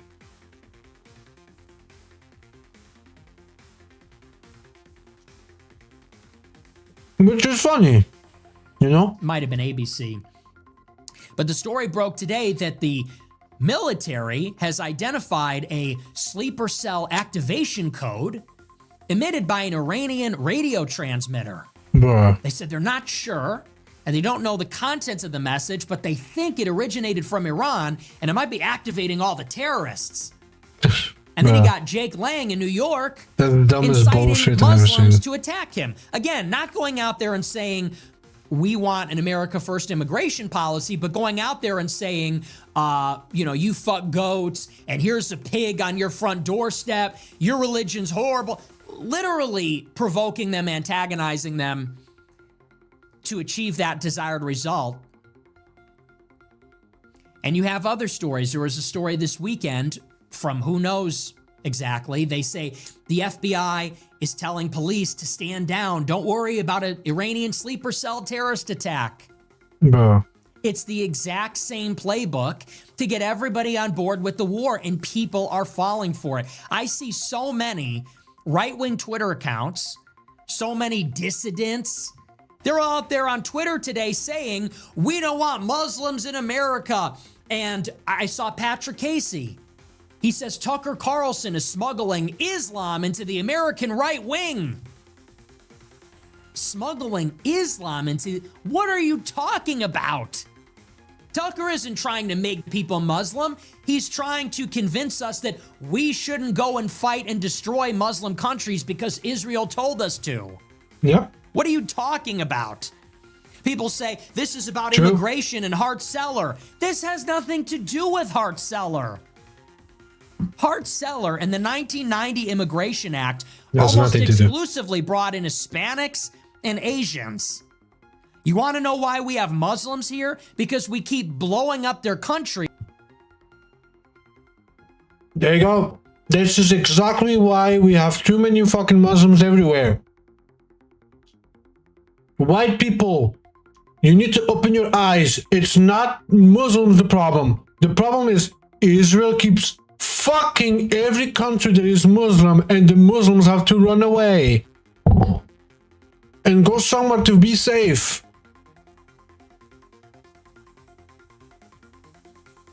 White people, open your fucking eyes. You know why we have mass immigration? Because they keep going to wars. Israel keeps going to wars on purpose for a reason. Open your fucking eyes, guys. Like, goddamn.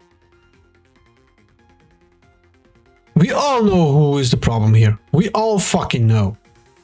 But people don't want to accept that shit. They keep getting brainwashed and they prefer to be brainwashed than actually tell the truth. That's what pisses me off the most. As Republicans, and then Democrats let the refugees in. True. That's why you got Muslims here. Why do you have 1 million Syrians in Germany? Because we blew up Syria and then they left and liberal politicians let them into Germany. So I see people on Twitter thinking they're clever, saying, well, we're going to use this. And because of this, politics become a scam. Because why? Simple. After they end up destroying the country where these people, these Muslims used to live, they come to Europe. Who is the one? Who are the ones that pretty much conquer all Europe? It's the fucking left. It's the goddamn left. And you know what they say? Come into the country. And you know what impact it does? It ends up having an impact on the fucking politics. They're gonna vote for the left. So the left always fucking wins. Because they know that the people of their own country in flesh and blood had enough of immigration. It's just a cycle that keeps repeating itself. And people don't realize it.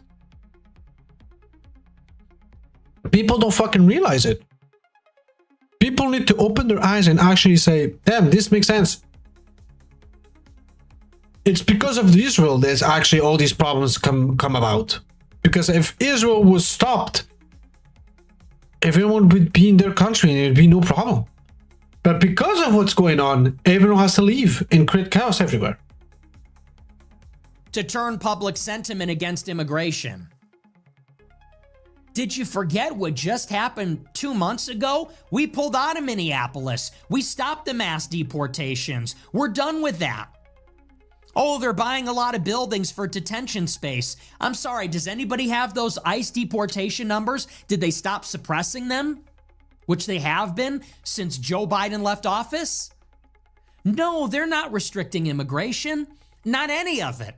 There's no mass deportations.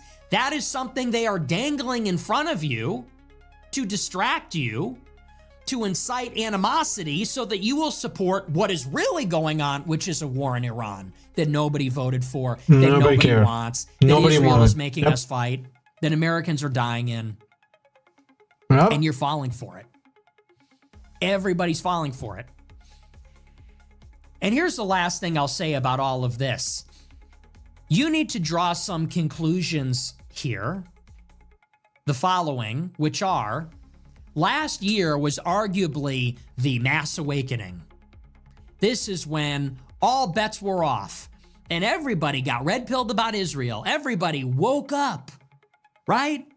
Everybody's talking. And guess what? Now everyone is blind and they shut their eyes again. Last year, everyone finally understood that Israel is actually the fucking problem and the Jews in general are the problem. And now they're just closing their eyes again. Like, it's fucking incredible how brainwashed they are. It's fucking incredible. It's actually freaking incredible. I can never seen this before. Usually, what the fuck? About it. I went super viral. Other people went super viral. Piers Morgan, Megyn Kelly, Tucker, Candace. The pro-Israel lobby has lost so many of the major influencers, arguably lost the public, lost the propaganda war. It's a crisis for the pro-Israel lobby in America. And it was in the midst of that we go to war with Iran. Yep. What does this tell us? It tells us that popular opinion and public sentiment has basically no relationship with outcomes, with policy outcomes. How many people did we red pill in 2025? Maybe more than ever. Maybe more than ever before. 2024, 2025. Maybe more people are awake. More people are red pilled. It's hard to quantify. But at the minimum, you know it's way more than before. Way more than way before, more yeah. mainstream and way A more lot more. normalized. Now there's a lot more people that actually open their eyes and they understand what the fuck is going on. A lot more people. I remember people didn't give a fuck about nothing. Nothing. They only did dumb fucking. They only give them the dumb opinion. That's it. Now actually people actually open their eyes, which is good. And yet, just not even a few months later, we're in Israel's war in Iran. It's hard to quantify the opposition to it, but it's not mobile. Where's the protest? Where's the mass movements? Where's the outcry? Where are the people that have had enough? Like, where is that? Oh, it isn't there. Yep. Because it doesn't matter how much you wake the people up, how much you red pill anybody, you still get a war in Iran. Because what our government does has nothing to do with what the people are actually thinking. And these protests that crop up from time to time, let me ask you this. Sometimes you see something happen in domestic or international policy, and the next day you see a bunch of marchers out there with pre-made signs, t-shirts. Yep. You gotta wonder, where did they get those signs? Where did they get the initiative? All these deadbeats and fatties and degenerates, where did all these people, they don't even have jobs, but yet within 12 hours, they're all in Times Square with pre-printed signs and It's t-shirts. weird, isn't it? That is true. It's very weird, isn't it? Very fucking weird. You realize even the protests are fake. Yep. The protests have always been fake. AstroTurf. Always. Want to know why there's It's no so mass bad. protests against the war in Iran? No one's funding them. No one's funding them. If they were funding You them, don't have oh anybody. goddamn. You don't have that machine putting all that out there. And how about the media? Where are they? You would think when something is really unpopular, the media, the fifth estate, which represents the people's interest against the government, you know, maybe they would express the popular discontent. The media is going to punish the administration. Where are But they? no, they're nowhere to be found. Oh, they're nowhere to be found. They support it. What the fuck? I said the same shit. What the fuck? I didn't expect them to say nowhere to be found, not gonna lie. They support it. They cautiously support it. Why? Yep. Because the media is the CIA. The media is the Fortune 500. Who owns the Washington Post? Jeff Bezos. Who owns Fox? Rupert Murdoch. Who owns Paramount, Warner Brothers, Skydance, TikTok? Larry much. Ellison and his son. So this tells you something about how the world works, what's going on in our country. Trump has Sorry guys, betrayed wait a all second. I'm just gonna promises, do this. every fundamental principle, crossed all red lines, done the unthinkable, so unpopular, no appetite for it, and it doesn't even matter. Where's the protest? Where's the outcry? Where are the demonstrations? What about the political capital? What about the approval ratings? None of it matters. None of it matters. And now the only reason why now maybe Trump has to pump the brakes is because the oil prices went a little bit too high. The oil prices went past $120 per barrel for crude oil. And now the Wall Street Journal, and now the New York Times, and now the Washington Post, now they want to rein it in. It's funny how that works, isn't it? No, it's very funny. Now, this isn't a black pill. I'm not trying to black pill you. Here is what I'm trying to... all of this is to say, I'm painting a picture here for you. All of this is to say, one, there's no alternative for being right. Yep. You don't get credit for trying. You don't get credit True. for being a martyr and hoisting yourself on your own petard as a truth teller, you have to get it right. It's not enough to say Frankist and Kazarian. We have to know the whole truth and how things work. And two, there's also no substitute for long-term planning, True. getting into positions of power. What is our end game? Our end game is not to wake up the masses. The masses are fickle and dumb. Yep. And all you got to do is literally jangle some keys in front of them and they will look the other way. Pretty much. Okay? They are fickle and they are dumb and they are easily amused. So do not mistake what I talk about on the show. My job is not to wake up the masses. My job is not to get everybody in some groundswell of popular. Oh, hey friend, how are you doing? Bro, you have stopped talking to me. What is wrong? What the fuck? Oh yeah, what? I mean, I haven't received any mail, first of all. I mean, I looked at my mails many times. I haven't seen any of them. And then on Discord, I have no notifications. I have zero, nada. So if you don't message me, how do you want me to fucking give you an answer? Just makes no sense. But yeah, let's keep going. And we, the people, are going to go into DC and demand our government back. It doesn't work that way. That's Hollywood. That Pretty isn't much. real. That does not happen. My job is to initiate the finest. Like, I know that mail I haven't received nothing. I've checked them every day. But Discord, I do not know why, nothing. A small group of young, highly motivated men, not even women. Women, you know, I don't know, red pill your boyfriend. Women, red pill your kids. My job is to initiate the most talented, the smartest, most ambitious young men, youngish, I guess you could say, to get into positions of power. People say, what does that mean? It's very easy to understand. Get into the institutions, get to the top of a professional field, become a billionaire, a centimillionaire, get into the deep state, get credentialed. Because those are the only people that have a say. True. Those are the people. You know who has a vote, Peter Thiel? He doesn't even win all the time. He wanted his guy to be the national security advisor. It didn't work out. What's his name again? I don't even remember. Flight 93 election. Who even remembers his name? Okay, he doesn't even always win. There's a big fight in the Pentagon between venture capital and private equity. Okay, we want a vote. We want a seat at the table. To do that, we need power. Yep. So this should be a brutal and sobering reminder. All these people that say, we got to vote for Trump and then trust the plan. We just got to vote for Trump and we just got to post on Twitter and pressure him or whatever. No. No, it doesn't work. No. What we need to do is use our power. Take inventory, take stock. What do you have? What do we have? Use it accordingly.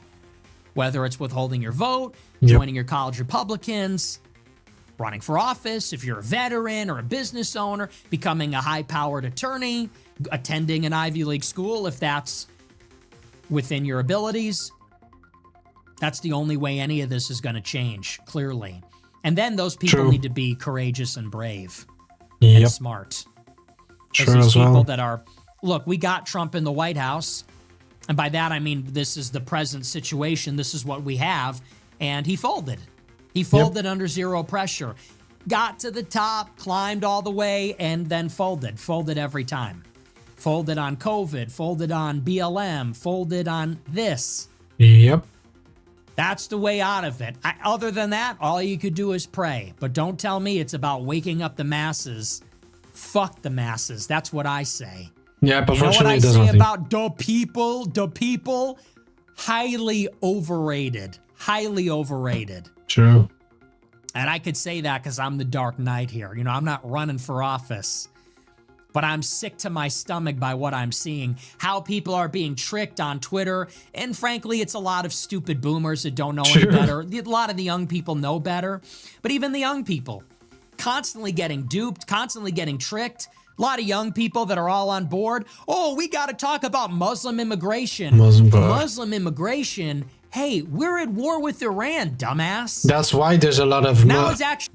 Like, the fact that there was so many wars in the Middle East, that's why they have mass immigration of Muslims. There we go. Who would have guessed? That's the fucking problem. Who would have fucking guessed? That's the fucking problem. That if you go to war where there's people, those people are going to immigrate to another country. And it's going to be massive immigration. Who would have fucking guessed? So the ones that actually are the fucking problem is the Jews. Because they're the ones going to war with everyone. They are the ones that are actually fucking the problem. They wanted this to happen. So it creates problems with everyone.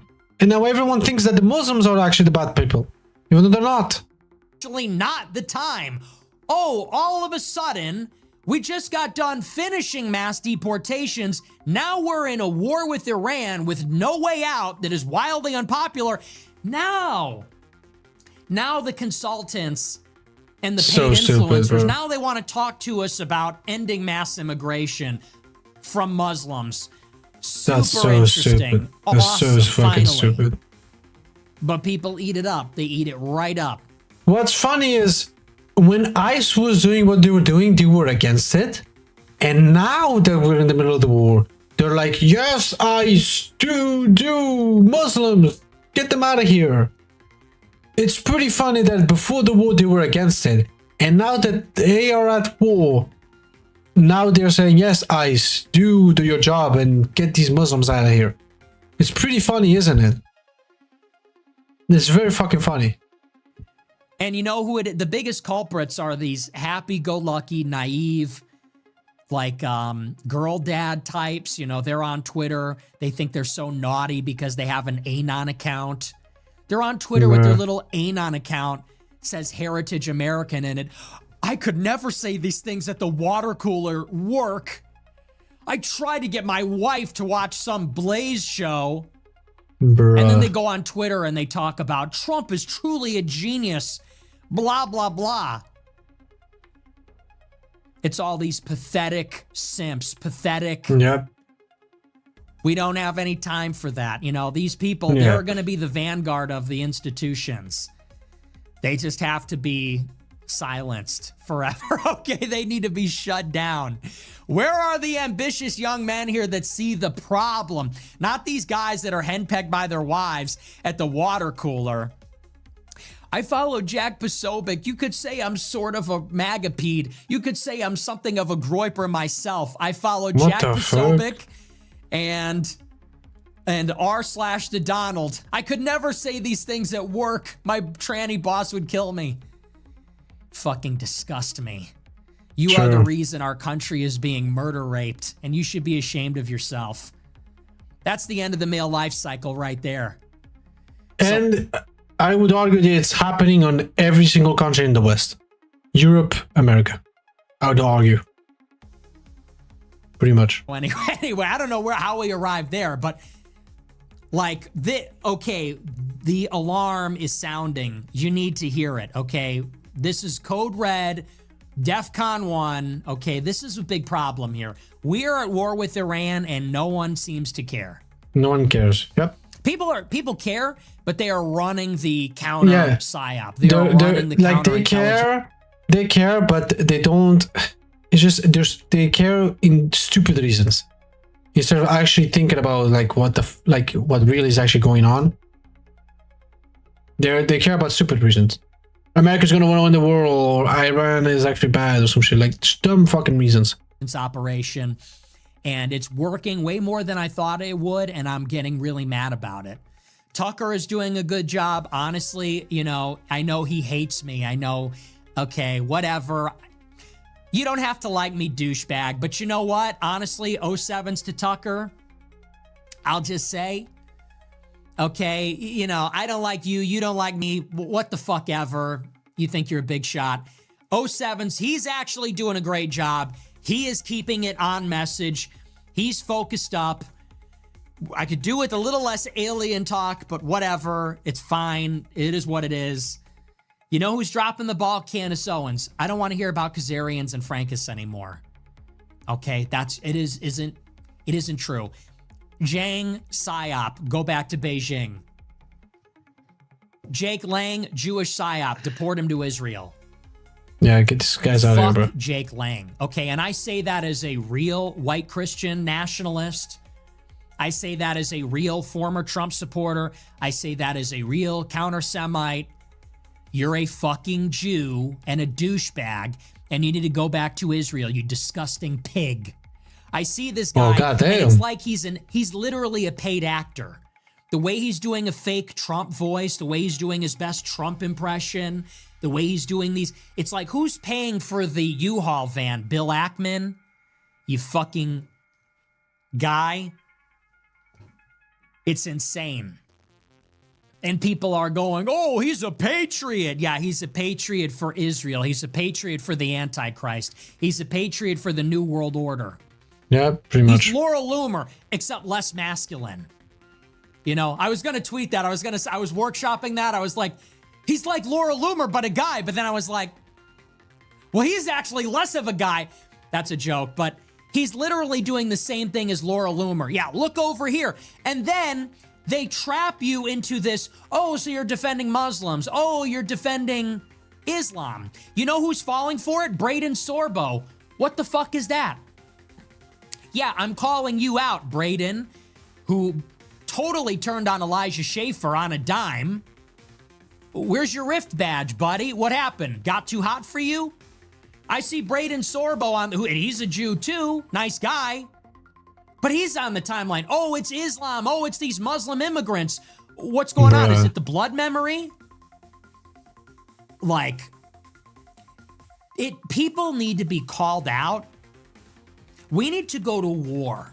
It is time to name and shame the shills. Name and shame every shill. If you are not with your whole being right now against the war in Iran, fuck you. And you need to be called out. Otherwise, don't call yourself right-wing. Don't call yourself America first. Don't call yourself a Trump supporter. What is happening is that our country is under a hostile occupation by international Jewry. Pretty much. American sons and daughters are killing children and civilians and enemy combatants and also being killed by them for the sake of a foreign country's agenda. True. As long as that is happening, we are not free. We are not sovereign. We are not independent. And I would argue even after that, we're going to be even less free after that. It's going to be even fucking worse. That's why I keep saying that this is the last chance. This is it. We're one step away from the apocalypse. That's why I say we're last step away from that. That's why I keep saying it. We are not America. So don't call yourself a patriot. Don't call yourself American. Don't call yourself America first if you are not opposing this with every cell in your body. Otherwise, you are a liar and a hypocrite. That is what matters right now. We can resume all the other stuff later. We can literally resume any other disagreement after we're out of this war. It makes me sick. It's disgusting. This is all going towards building the third temple and the Antichrist being seated on his throne. And you're talking about immigration right now? You know what? Trump has had 15 months. It ain't happening. Now you want to talk about immigration? Where was that when Trump was talking about luncheonettes and farmers? Remember that little episode? Remember that little ditty from January? When Trump said, take it easy, lighten up. We don't need to deport every illegal alien, only the criminals. Where was the immigration talk then? True. Oh, we're only talking about immigration during the war and only about Muslims because that's who the Jews need us to hate right now so that we go and fight and die in their war, right? In the war, yeah, pretty much. Pretty much what they're doing. We're losing. We're losing our country. We're losing our civilization. We have no sovereignty. We're losing everything. And people are not taking it seriously. This is what it's all about, folks. Everything else is the dress rehearsal for this moment. Okay, this is when it matters. This is one of these dividing lines. It's not an exaggeration. Like COVID, like the Trump election in 2016, this is one of these dividing lines where this is definitive. This is everything. Pretty Where much. you stand on this issue tells me everything I need to know about you. And how hardcore are you? As far as I'm concerned, there's no excess of opposing this war. This is a war of choice. This is a war of aggression. This is an unwinnable war that nobody asked for. Nobody we were asked, dragged yeah. into it. They admit it by Israel. We all knew it was coming. They were telling us, well, at least you should have known. I told you. Everyone But knew. that doesn't matter now. What matters now is what you do now. What matters now is, are you going to speak out against it? Are you going to use your platform? Or are you going to be a part of this? Oh no, we're machine? talking here, Are you my gonna nigga. be- Well, don't worry, my nigga. We talk. Me and my friend. Isn't that right, my nigga? Yes. You, I'm you. just a bit focused, but yes. Yes, we agree on the same shit, right? Mm-hmm. I'm dying. We agree on the same shit, right? Hello? We agree on the same Yes, shit. sorry. I'm still, yeah. That the Jews are actually the problem. Sorry, I just focused. Very focused. Well, you don't want to answer the question. That the Jews are actually the problem, yeah? I already said yes, no? Nice, nice. See, our niggas back each other up, bro. The Jews are the problem. part of the problem. It's a time for choosing. So anyway, that's that. I do want to move on. I want to get into where we are in this war, which, like I said, I'm absolutely against. I don't even want to fight with Professor Zhang, honestly. He called me out. I want to know his problem with me. I don't want to fight with him. Honestly, I know who Professor Chang is. I think you don't know.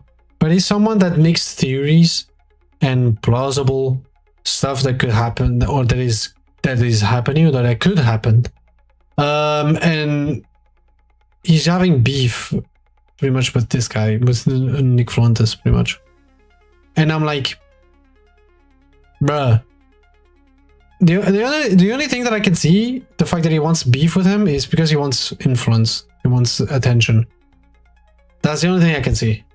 If Zhang and Candace and Tucker and everybody are against the war, I am with them. That is what counts right now. We can have our personal beef and other stuff after the fact. What matters is Americans are dying, schools are being blown up, the government is lying to us. That's what matters. Yeah, pretty much. Anyway, we're going to get into it. Our featured story is about this actual war, and we'll talk about where we are. Now, in many ways, the situation has not changed from Pretty much. last week. The war is unfolding exactly as we knew it would, exactly according to plan. As we talked about at the very beginning, it was a strategic imperative for the White House, for the United States, and Israel for that matter, to go into Iran, quickly and decisively win, and decisively means topple the government, not just kill its leaders, but collapse the government, create an unstable situation, a civil war, a revolution, an uprising, regime change, and then leave. That is how we have to fight this war. That is how we have to win it if we're Pretty going much. to. Yep. Now we have entered day 10, and victory is nowhere in sight. Yeah, but We have not they're not toppled going to the win. government. We haven't won. And maybe the biggest problem is that we have not been able to suppress Iran's ability to counterattack using its missiles. And so what has happened over the past 10 days is that the United States is getting gassed. It's a little rope-a-dope. The United States has the vastly superior technology. Our Sure. ammunition and our weapons are more precise, more efficient. We have far more intelligence, and we are using a strategy called multi-domain operations. And that means that in the early days of the war, which initially, if you recall, they said the war would only last 4 days. The war will only last 4 days. They were at day 10.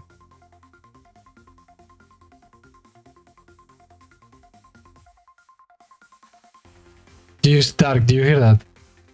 Yes, I do. They said that the war will I have only gonna. news. They said that the war will only last 4 days. They're at day 10 already. 6 days after. Jesus In those Christ. opening days of the war, it appeared very one-sided and that the United States was winning because we unloaded and we unleashed, and using every domain of modern warfare, which is space, cyber, air, naval, ground, everything that we have, we marshaled all of it, and using intelligence, combining insights and data, we were able to seriously degrade Iran's weapons systems.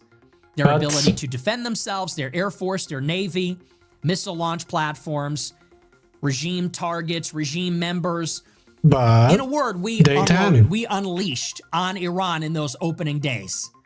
And in order for us to win, that would have had to have been sufficient to destroy the government, meaning that someone in the government would surrender, or seeing that the government was paralyzed or disabled, the people would rise up would rise up. and overthrow the government. Yeah, but none of that happened. After that first phase of the war was completed, Iran emerged on the other side, not unharmed, certainly diminished and degraded. However, two things had changed.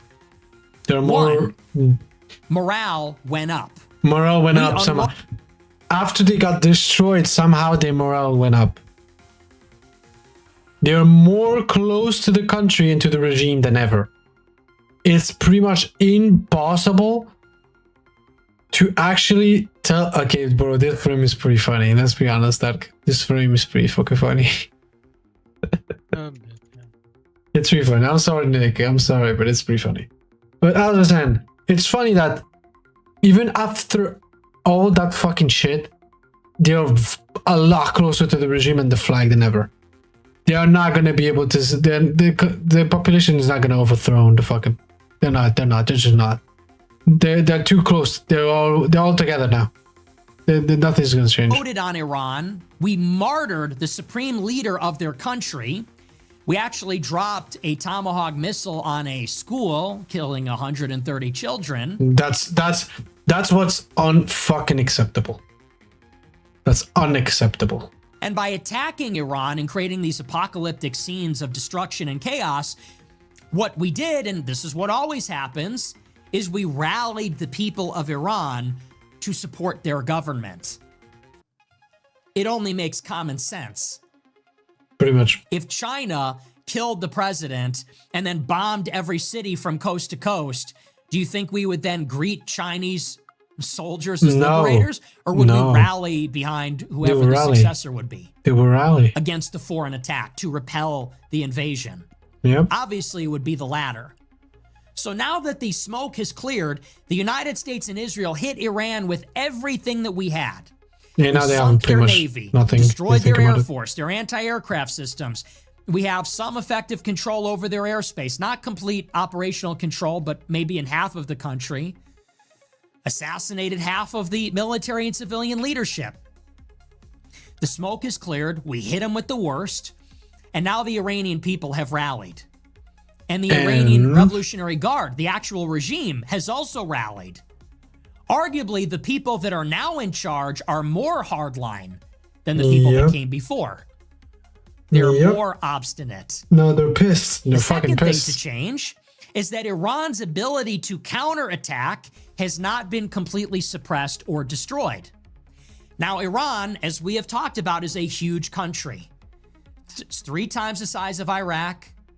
Mountains and desert, huge population of 90 million people. The population is dispersed across many large cities, and they have been preparing for this war for decades. For a long time. Yeah, they knew So this they was have going to happen. transformed their country into effectively a missile and drone factory inside of a fortress. That is Yep. what they do. They knew that they're going to, at a certain point, they're going to fight Israel and America. They make ballistic missiles and drones, and they make a lot of them and cheaply, and they make them deep underground so you can't hit them. And these missiles are very mobile as well. True. So the United States unloaded everything, rallied the government, not destroying it, and the United States did not destroy all of the missiles. So what does that mean? Well, it means that on day 10, even though the United States and Israel have hit Iran 3,000 times, They're it's still spent, here, I think it's baby. $3 billion per day so There's far. bro, $3 billion per day, bro. What? They spend $3 billion per day in the war right now. Americans? Americans and Israel. 3 billion. Not bad. Not bad. Iran is still able to launch missiles without being Yeah. able to They keep be going. stopped. They keep going. And those missiles are hitting the Gulf countries. They're heading Tel Those missiles and Aviv. drones are hitting They're Bahrain heading and Tel Qatar Aviv. and the Emirates. They're heading fucking And Tel drones and Aviv. missiles and projectiles from Yemen are hitting Saudi's eastern province where they have all their oil. Not Tel Desalination Aviv, Tel plants are being Aviv. hit. Other critical infrastructures being hit. And maybe most importantly, the Strait of Hormuz has been closed. Which is the Strait most, of yeah. Hormuz is a narrow passage which unlocks all of the Persian Gulf oil. That is from where the Persian Gulf oil is shipped into the Indian Ocean and out to the rest of the world. Pretty much. So all yeah. that oil in Saudi Arabia, in Iran, in Bahrain, in Qatar, in the Emirates, all these oil-rich sheikdoms and kingdoms, you know, we identify the Middle East with oil. It all comes from the Persian Gulf, and it all is transited by sea out the Strait of Hormuz, which Iran is strangling by bombing it relentlessly. Yep. And so the commercial traffic in the Strait of Hormuz has been reduced by 80%. That's a lot. Holy shit. Consequently, that is 20% of the world's oil supply Oh, goes through Jesus. the Strait of Hormuz. Global energy supplies are now severely constrained. Yep. So why did the United States need to topple Iran's government quickly and decisively in the first week? Because if the government isn't toppled or doesn't wave the white flag, and if the government is still able to launch missiles, in other words, if the regime and its missile arsenal is intact, then that means that indefinitely Iran can shut down the Middle East. They can shut down all the oil and they can Yep. shut down the Gulf. That's pretty much what People they're doing. can't fly in and out of. So everyone is... No, it's not. Everyone is bleeding from this. Everyone's taking a lot of fucking goddamn damage because of this. Everyone in the world. Even Europe. And I say it. Fuck it. I say the same shit. I agree what they're doing. They need to... It's good. It's good that they're fucking doing this. Now they're giving the consequence for everyone's actions for fucking saying that Israel is actually the ones that are right. I moved to Iran. I'm sorry, I have to say it. I agree. 100%.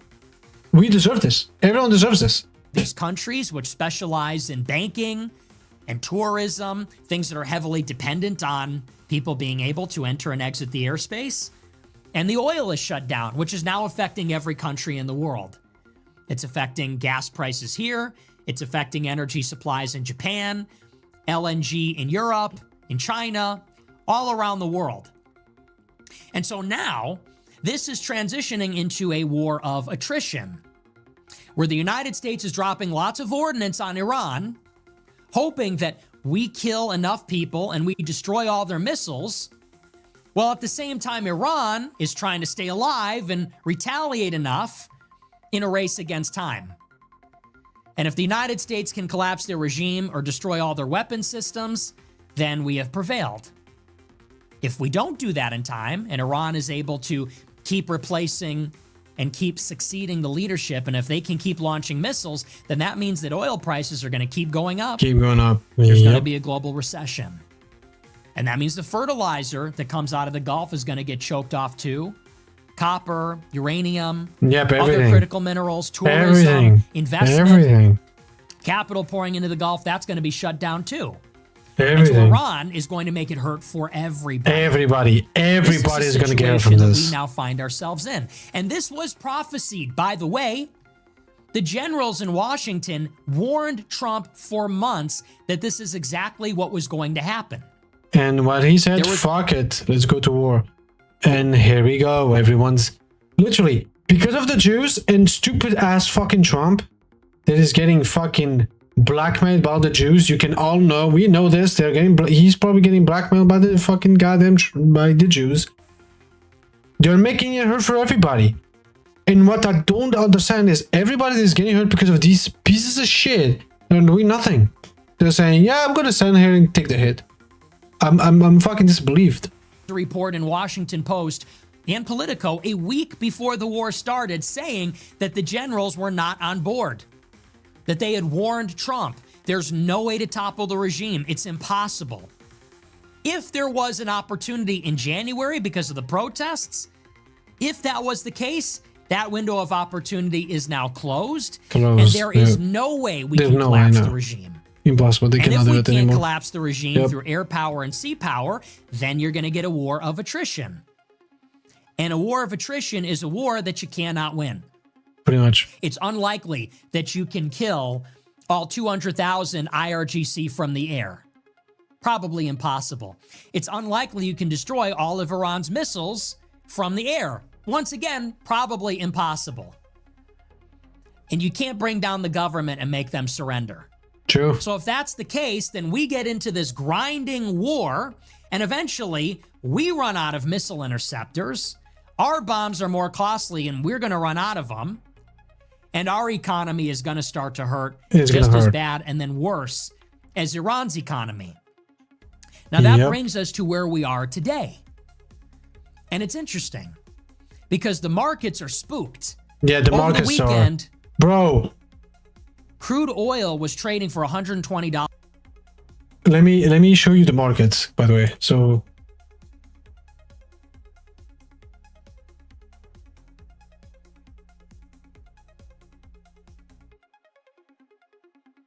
Peraí, só um segundo.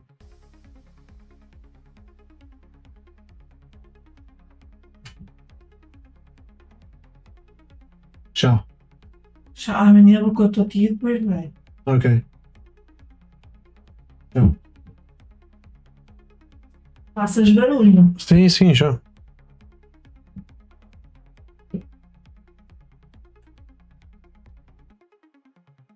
Bro, could you just show me? Like, goddamn. I want to these fucking sites.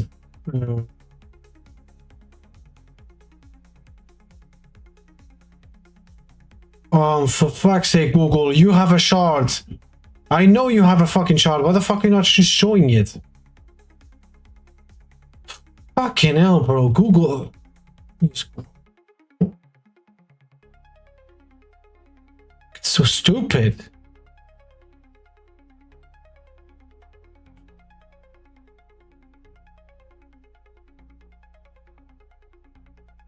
Oh, it's actually pissing me off.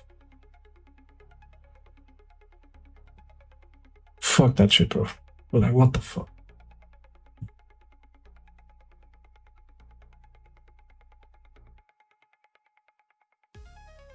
What the fuck? Where is it? Why isn't there... Like, what?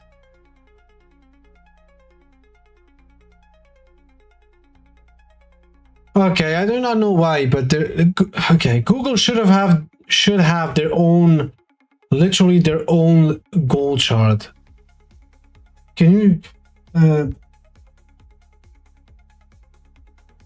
No, not that. How is it called? I forgot what it's called. Dollars are today, and it's interesting.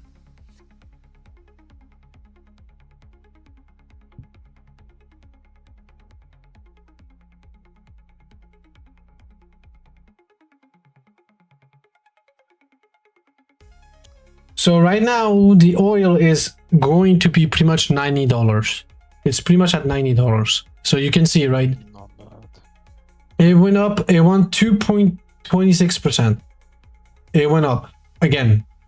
And by the way, before the war, it was at $50. By the way, it was at $50. So it went up. For some reason, it's not giving me the gold chart like it's supposed to. It's giving me these garbage ass fucking sites instead of like Google on its own has its own fucking chart, but for some reason it's not showing it. So I'm gonna try to show you guys one. I get this fucking shit out of here, bro. That's not correct. It went a lot. It's not 5,000. It's not 4,000. It's on euros, so I'm talking in dollars.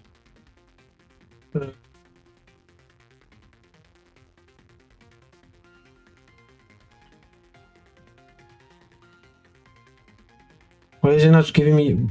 I don't want euros, bro. I'm putting dollars. Give me dollars, please. Is it in dollars? It's in dollars. I think this is in dollars. It's literally, if you check... Oh, it just went up, by the way. It just went up. So it's at 5,000, pretty much $5,200 gold. It legit went up because of the war. And now if you check uranium...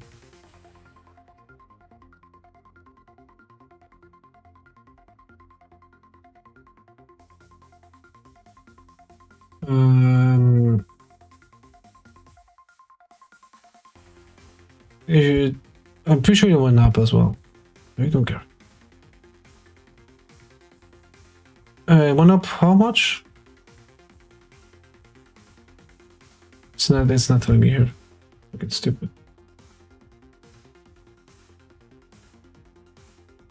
Oh! Interesting. It went up very, very, very far. But now it's still up, but it's not as much. It's not as much up than before. It was pretty much at $100. And now it went up back to $85. So it went down $15. Interesting. So yeah, because the like, markets are spooked. the markets are pretty much very, very, very bad. Like, they're very bad. To sell, I mean, you can sell by a good price, I'd say. But who is going to buy it? That's the question. Over the weekend, crude oil was trading for $120 a barrel, up from, I think, 60. So global energy prices have exploded because of the conflict. Because again, the supply is very constrained because a fifth of it is stuck in the Persian Gulf. It can't get out because Iran is bombing it. Pretty much. And so now the United States and our allies are starting to feel it. Japan is starting to feel it. Europe is starting to feel it. Yeah, we are. Oh, I can tell you for a fact, we're fucking feeling it 100%. Hey, I can tell you for a fact, we here in Europe are fucking feeling it. Car driver. No, it's not just car driver, bro. The news, you can just watch the news, bro. Yeah, no, but I don't drive, so I mean, I do drive, but even if I didn't drive, I would say, yeah, I can see it and I can feel it because other people are feeling it pretty much. I can see that. The Gulf countries are starting to feel it, and they're getting worried. They're getting worried because their oil is stuck, and their tanks are filling up. Their reserves of oil are filling up. They're going to have to cut production, which is very costly. And they're worried because their critical infrastructure is being hit too. And so now the pressure is back on the United States. Now, what does Trump do? Well, you have two options. You can look for an off-ramp and try to de-escalate. Honestly, I'd say the only option that he has from this to not be as bad as it already is right now is if he leaves and drops all the charges from Iran. Is the only way. That's what I think. It's the only fucking way that things end up settling down and nothing else happens.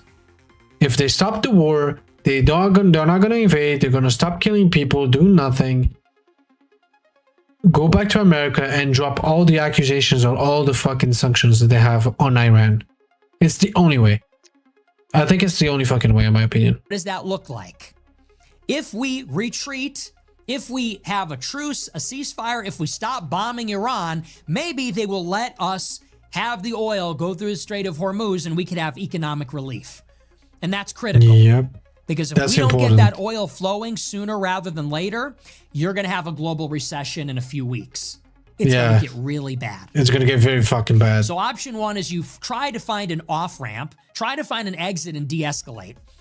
if we stop dropping bombs on Iran, and I don't know how you walk that one back, but let's say you do. Yeah, that's the thing. Or you walk back, take the L, but you don't create economic crisis for everybody. Or you continue the war, you win the war, you go back with the W, but everyone hates you. Nobody wants to be allies with you. You're not welcome in the Middle East, and economically you fucked everyone up. So is it really a W? If you think about it, it isn't. And then you count on Iran stopping their closure of the Strait of Hormuz, then you can open that back up and you're in good shape. Pretty much. The only other option is that you go in the other direction. Rather than looking for an exit, you escalate.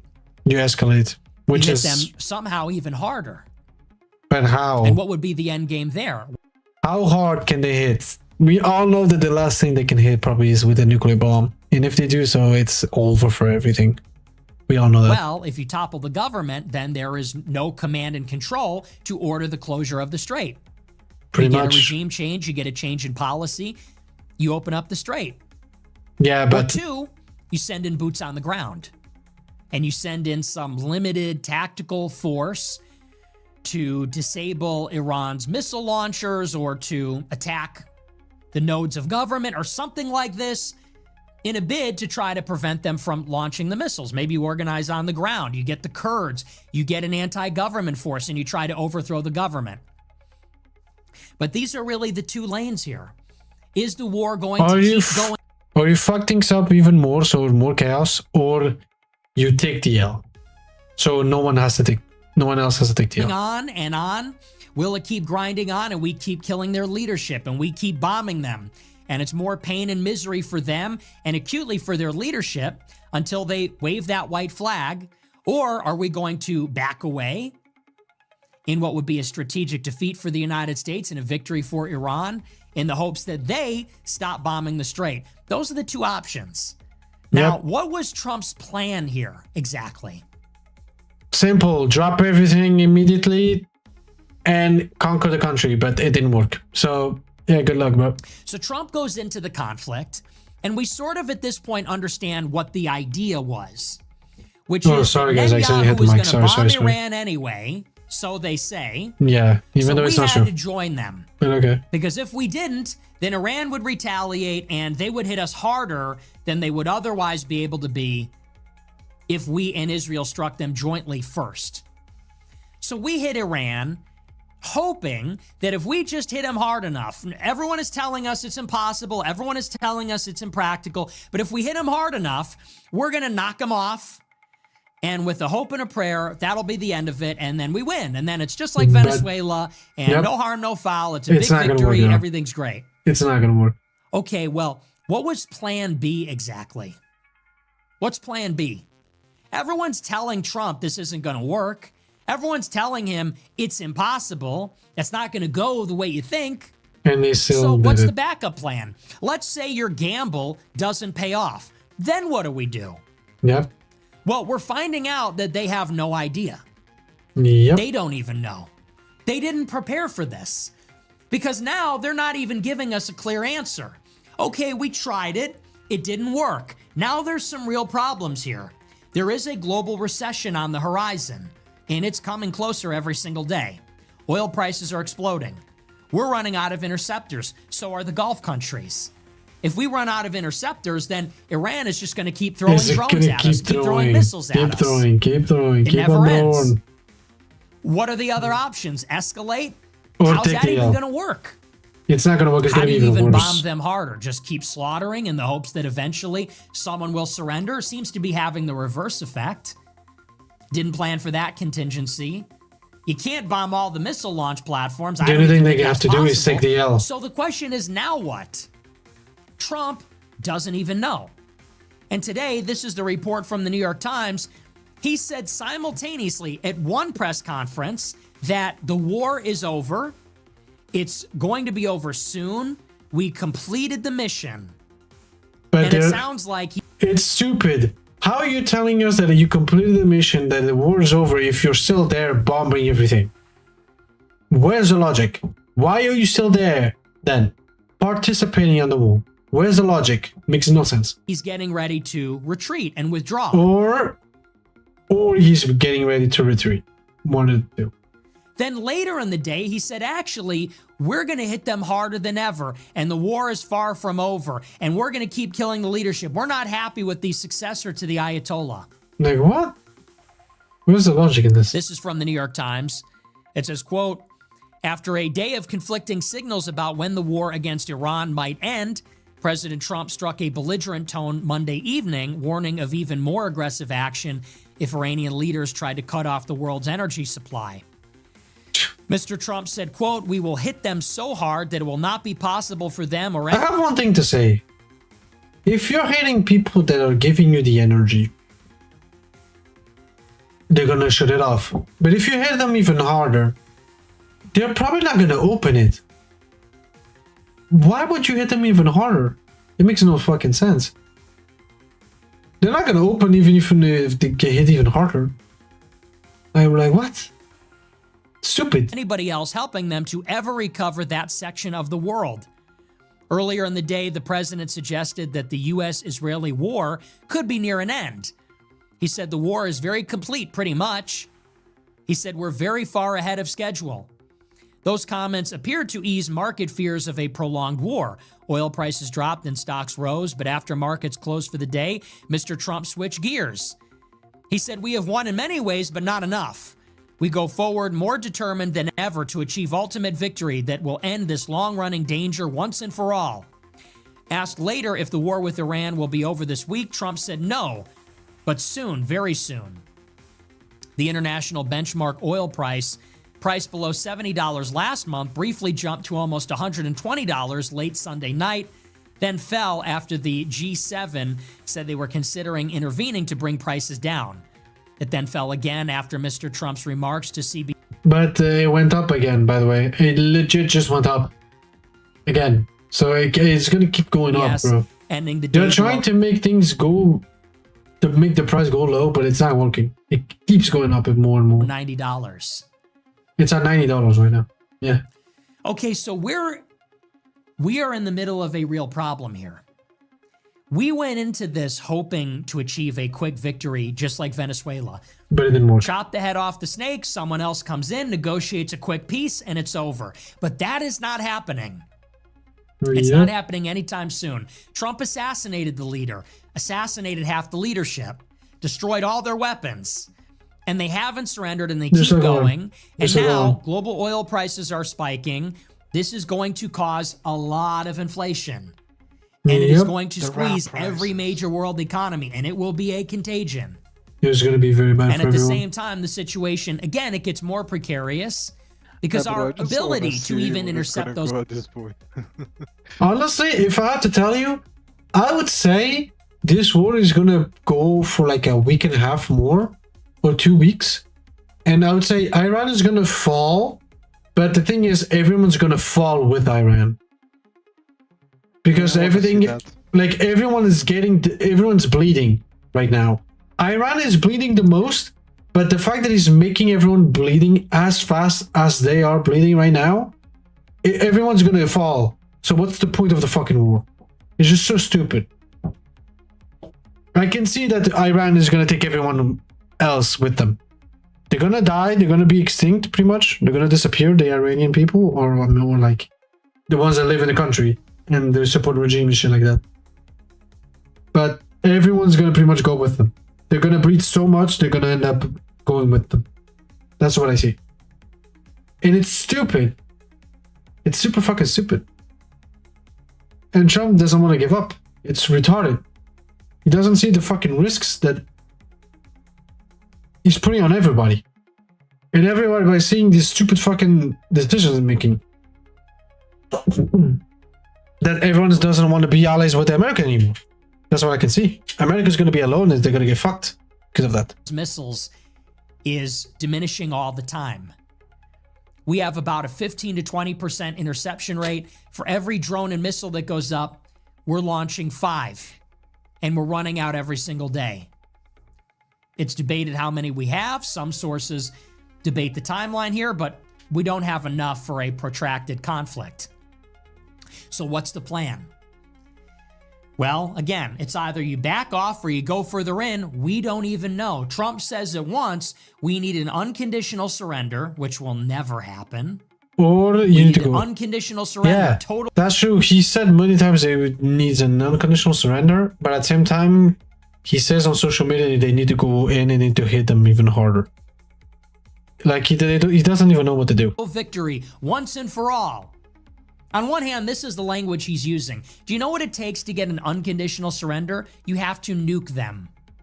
Yep, They will never surrender without they'll never preconditions. surrender. Why would Yep. they? They're never surrendering without nothing. Do you know what an unconditional surrender means? It means a surrender with no conditions. It Pretty means much. complete supplication, complete deference. It means they give up their country as a colony to the United States. That's what a surrender with no conditions means. It means you could do whatever you want to us. Do you know when countries have unconditionally surrendered? World War II. When we invaded Germany with the Soviet Union and when we nuked Japan. So that's off the table. They're never going to unconditionally They're never gonna do But it, this is yeah. the language they're using. Total victory, unconditional surrender. But it's not gonna Once happen. and for all. And that would tend to imply we're not going to leave the regime intact. They're gonna nuke it. We're not going to walk away with a deal. We're not going to retreat halfway through. That sounds like we're going to fight it through to the end, to the last Iranian. But on the other hand, he's telling everybody, well, we basically won. We blow up all their stuff. Their navy is sunk. Their regime is reeling. So we won and it's over now. He's being Did the he two just sides of say the coin. that so that oil prices would go down? That's what it sounds like. Because he said that earlier in the day. Early in the day, he says the war's over. Then the market's closed. And then he goes on TV later and says, actually, we want an unconditional surrender. We want a once and for all Yeah, it makes finish no the job. sense. He's like the two sides of a coin. It makes no fucking sense. And if that is the case, well, then again, how are you going to do that? What's the big idea? If you can't get the leadership to surrender, what are you going to do? Keep killing them? You know there are 200,000 members of the Iranian Revolutionary Guard. Are you going to bomb 200,000 of them? And even if they end up being killed, Iranian people are not gonna accept. They're gonna continue fighting. So nothing's gonna change. Nothing is gonna fucking change. So what's the fucking point? You're gonna have to pretty much kill every single Iranian in the country. Like, what the fuck? That's so stupid. Then what? They have thousands of missiles. According to the New York Times, they still have half their stockpile of missiles. How are you going to destroy the rest of them? 3,000 bombs dropped in 10 days. You got about half. Are we going to go for another 10 days? Do we have another 10 3,000 days. bombs in us? Do we know where the other missiles are? And by the way, they're still in the process of the time. They can probably make a bit more. So they can last like 11 days, maybe 12 days. So it's like another 6 days, more like it. Then what? Are My we God going damn. to cripple their ability to make new ones or new drones? What do you do when we run out of interceptors? Yep. We are up a creek without a paddle. Trump cannot escalate because there's no popular support for it. Yep. There's no plan. I don't even know that we have the personnel to carry out an invasion of Iran. There's no ground force, not combined with the Kurds or anybody else. I just don't see how that happens. We also can't de-escalate, can't retreat. If the Trump administration walks away without toppling the regime, then that's a strategic victory for Iran. Yep. Forget about a mass protest. That's over. You've permanently rallied the people to the side of the government. And what does the government immediately start to do? They start building hundreds of drones and missiles all over again. Yep. Maybe they don't even stop. Maybe they keep the Strait of Hormuz closed because they are now in a strategic war with the United States and Israel. We've Yep. demonstrated that every negotiation with Iran is a farce. We negotiated with them last year, then we let Israel. That's what's fucking bullshit, bro. Is they could have stopped this from everyone bleeding, but for some reason it makes no fucking sense. America decided to negotiate with Iran, and stupid fucking Israel decided to attack them behind their back. They clearly tell that they do not want to negotiate with Iranian people, and they want to destroy Iran. They want to conquer Iran. That's exactly what they fucking want. It's unfucking acceptable. Sneak attack them. We negotiated with Iran this year, Then we did a sneak attack against them. So you can't make a deal. So what exactly is going to happen here? They're not even telling us. They're not even being transparent. And it seems like they have no plan.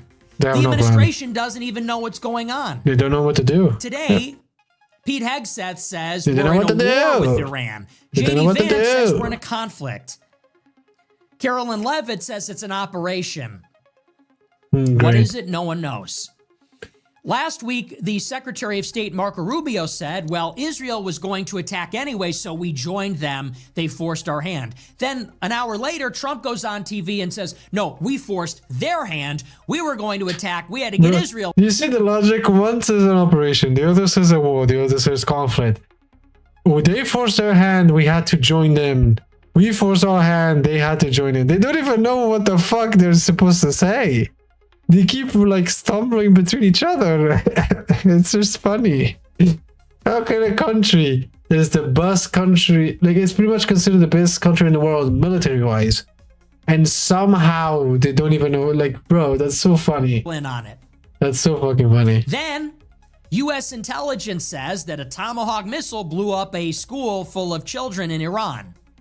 Then Trump on Air Force One contradicts his own military and says actually that was an Iranian projectile that fell. Where's the logic? Totally false, total. They say that they attacked a school with his children, and then Trump says that's not true. The Iranian are the one that did that. Where's the logic, bro? Where the fuck is the logic? lie. Bruh. It's a bunch Then of in the lies same day, you've contradicting got each Trump. other nonstop. We're in, but also we're out. We finished, but we're not even close to being done. It makes no I sense. think we're ready. The war's almost over. We completed our objectives, but also we're going to wipe them off the map, and we want an unconditional surrender. It makes no sense. They're And you wanna contradicting each know other, the cruel irony? contradicting themselves. I remember making no before the war sense, lying. started, how Bruh. many people said it wasn't going to be like Iraq? Because those people should guys are be stupid. like publicly executed They're after so receiving stupid. the death penalty from a court of law, from a jury of their peers through the legal process. That is so. Bro, those people that believe that it's not going to be like Iraq, that's the dumbest fucking thing I've ever seen. It's legit the same thing as Iraq. The same fucking thing. It's legit happening the same shit. Even here in Europe. Pretty much the same consequences, pretty much. It's fucking incredible. Because I seem to recall that 2 weeks ago, all the Trump shills were telling us, well, hey, just because Bush and Obama couldn't prosecute a war doesn't mean that we can't. People said, be careful not to overlearn the lessons of Iraq. Don't overlearn that lesson. No, We no, can no, fight a no. war in Iran. Just because Bush messed it up doesn't mean that we will. They said not everything is Iraq. You have Iraq disease. Look at what we did last year. We got in, we got out, and it was all great. Remember? And, you know, theoretically, I suppose that's true in a sense. Is every engagement, is every conflict Iraq? No. No. But this one is. This one is This one exactly is the like one. that. And Yep. it becomes more like it every single day. No exit strategy. No clearly defined objectives. Weapons of mass destruction that don't exist. Exists. That's the A plan to point topple one, the pretty much. government and no plan for what happens in the aftermath. It's literally the exact same Then Iraq. as Iraq. It's They exact made same. us believe that this administration was, because of its competence, because of the core ideology of Trump, that we were in no danger of a It's actually- never-ending it's the conflict opposite. with mission creep, that we would get stuck in, right? You break it, you buy it, you cause a lot of problems, then you're trapped forever. They said it won't be like that this time. It ended Well, up we're being 10 that. days in. Are And you it's- winning? No. What's you're- the plan? What's the big idea? Did we get in and get out? How's Nope. that Iranian regime doing? How's the Strait of Hormuz? Still closed? Mhm. And That's, the best part is It's we so knew all funny, of this bro. would We happen. have to make fun of America at We this knew point, that. bro. Everyone knew We this knew was that gonna Iran happen. would retaliate with missiles. Everyone knew this was we knew gonna they happen, would bro. close the Strait of Bruh, Hormuz. bruh. We know the economics of it. We know the geography, the topography. We know everything about it. So and they fucking just funny. simply did not prepare. They didn't care. What's the plan B? What's the What's plan the there? exit strategy? What's the plan now? Are we going to go to April? Is Trump going to bluff his way into April, trying to convince the Iranians he's serious? How many more days? And what do you do if they don't surrender? You're just going to back down and then what? Pick it up 6 months later? You're going to have to. If we back down right now, you're never going to make a deal with the Iranians after this. Never. You just assassinated their head of state. Now you're going to make a nuclear deal or any kind of deal? Never. You're No, gone. now you got to finish the job, whether it's tomorrow, next week, next month, a year from now. We're in. We're in. And I now worry that the next move is they're going to try to manufacture a pretext for an escalation. And you all know what I'm talking about. Maybe that's a false flag. And I hate to say that, but I would be remiss if I didn't. How can you get everybody not only on board, but enthusiastically on board with a rapid escalation in Iran? Nobody. I don't think Maybe so. an Iranian sleeper cell kills thousands of people. How about all that unaccounted for uranium in Iran, which they're talking about? How about the sleeper cell activation code that they're talking about? All these, the shooter in Austin, the Australian flight, this situation in New York City. That's going to be the next shoe to drop. An Iranian sleeper cell is going to kill a bunch of people, and then we have to go to war. Now, I don't know that with certainty, but I would never rule it out. Closest ally is not going to let us walk away from this one. You think closest ally is going to let that window of opportunity close? Nope. Oh, well, we tried it. We bombed Iran's nuclear program. Then we bombed their country 3,000 times. We killed the supreme leader. Well, we gave it a shot. We did our best. Now it's over forever. Nope. Is that characteristic of them? They're going to walk away now. Nope. They're going to use what little leverage they have over the White House, what little leverage they have, and fail against the interest of Wall Street or something? Nope. I don't think so. So we have options, none of them good. Either we walk away and it's a strategic defeat and we come back eventually, or we escalate now in the hopes that we can solve it. And if we escalate, there's no guarantee it will even work. Leave it work, It yeah. may just draw us further into the conflict with boots on the ground, or a nuclear weapon might be deployed. And then maybe in the middle, you have some kind of action that would justify an escalation because the war is so unpopular. And I wouldn't say that's likely, but I also wouldn't rule it out completely. And that is the grim politics of a U.S.-Israel war in Iran for regime change. We knew it was going to be like this. Yep, everyone knew. And I tried to warn you, we knew it would go this way. We knew Trump would bring us here. We knew it wouldn't work. We knew who would be responsible. True. And yet here we are, all the same, doing it all over again.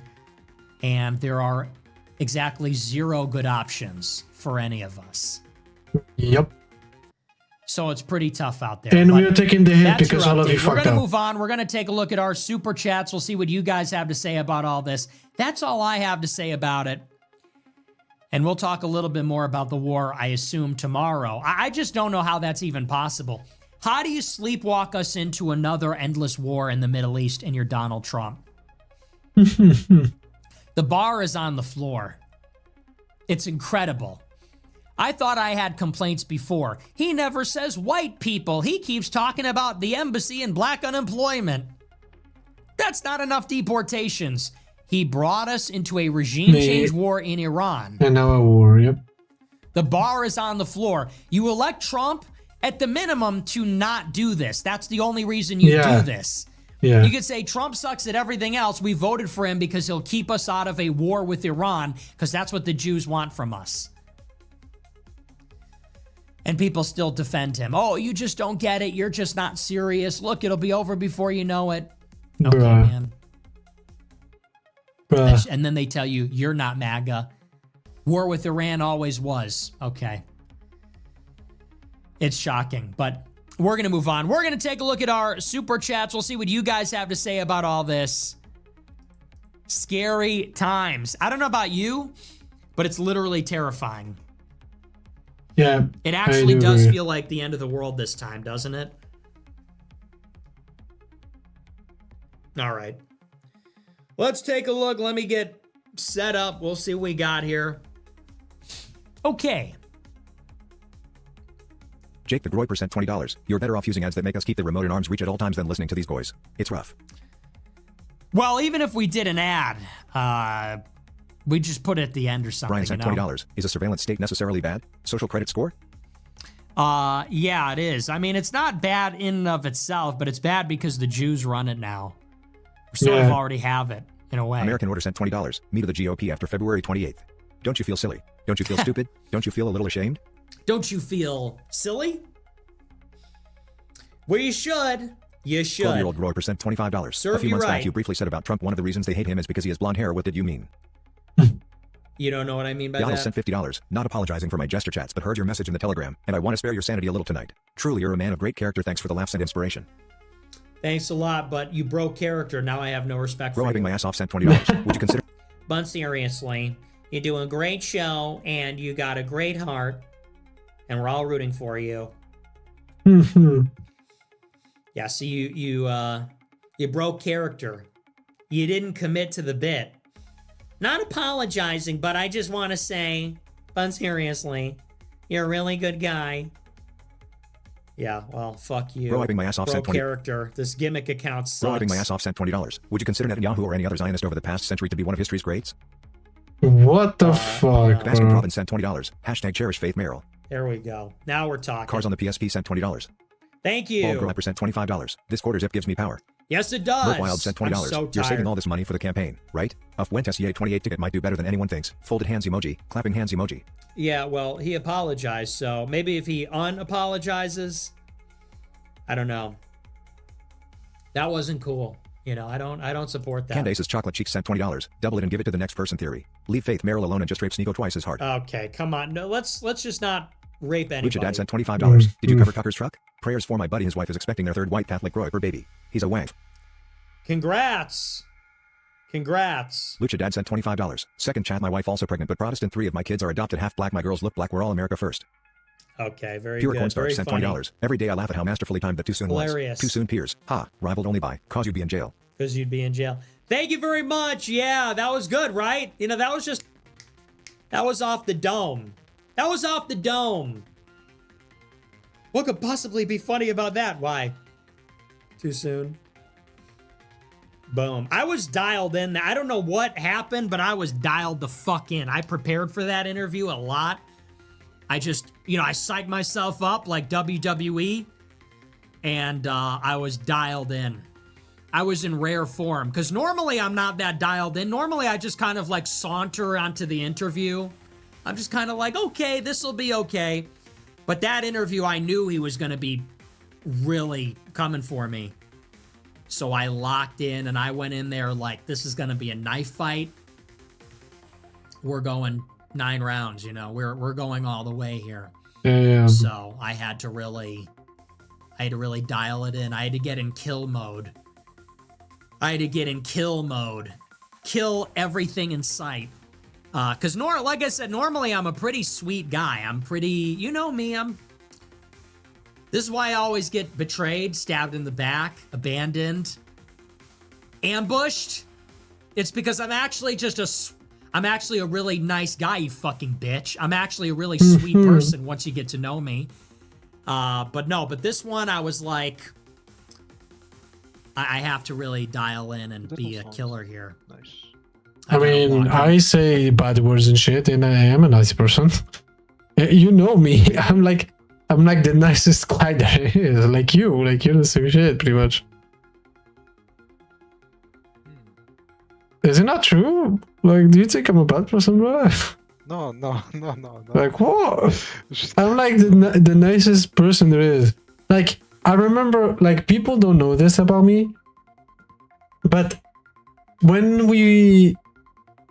I was a troisième général in school, people used to nickname me Jesus because I was so fucking nice. For some reason, they decided to nickname me Jesus. I was like, fam, I'm not Jesus. What the fuck you want about? Didn't know Jesus had cardiac. Yeah, so yeah, they nicknamed me Jesus just because I was too nice. Literally, that's it. And I was like, fam, there's no way you guys are nicknaming me Jesus just because I'm nice. Makes no fucking sense.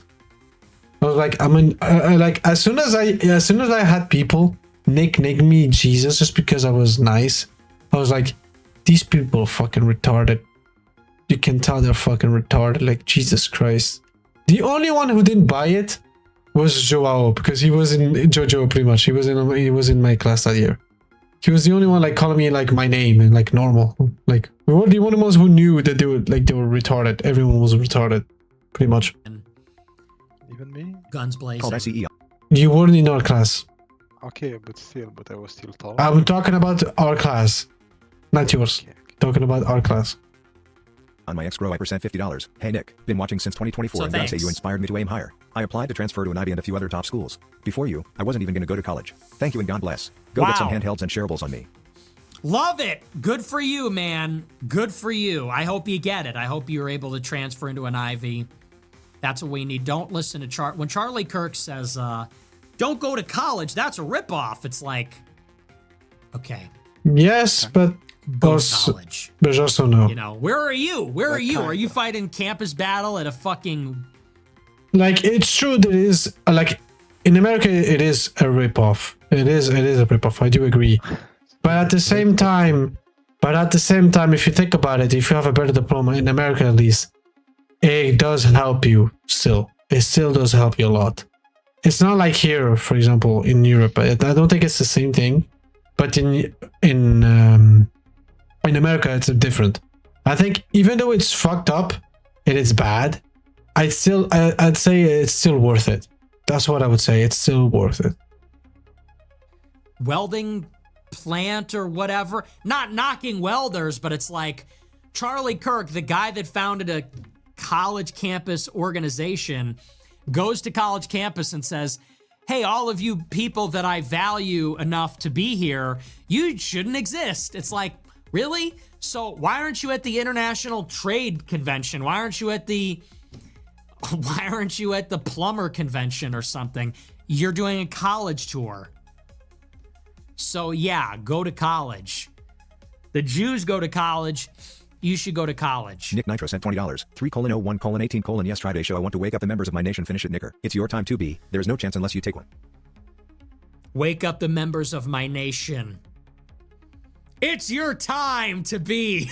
There's no chance unless you take one. Yeah. Yeah, we watch a little iCarly. We watch a little iCarly. Nothing wrong with that. It's my comfort show.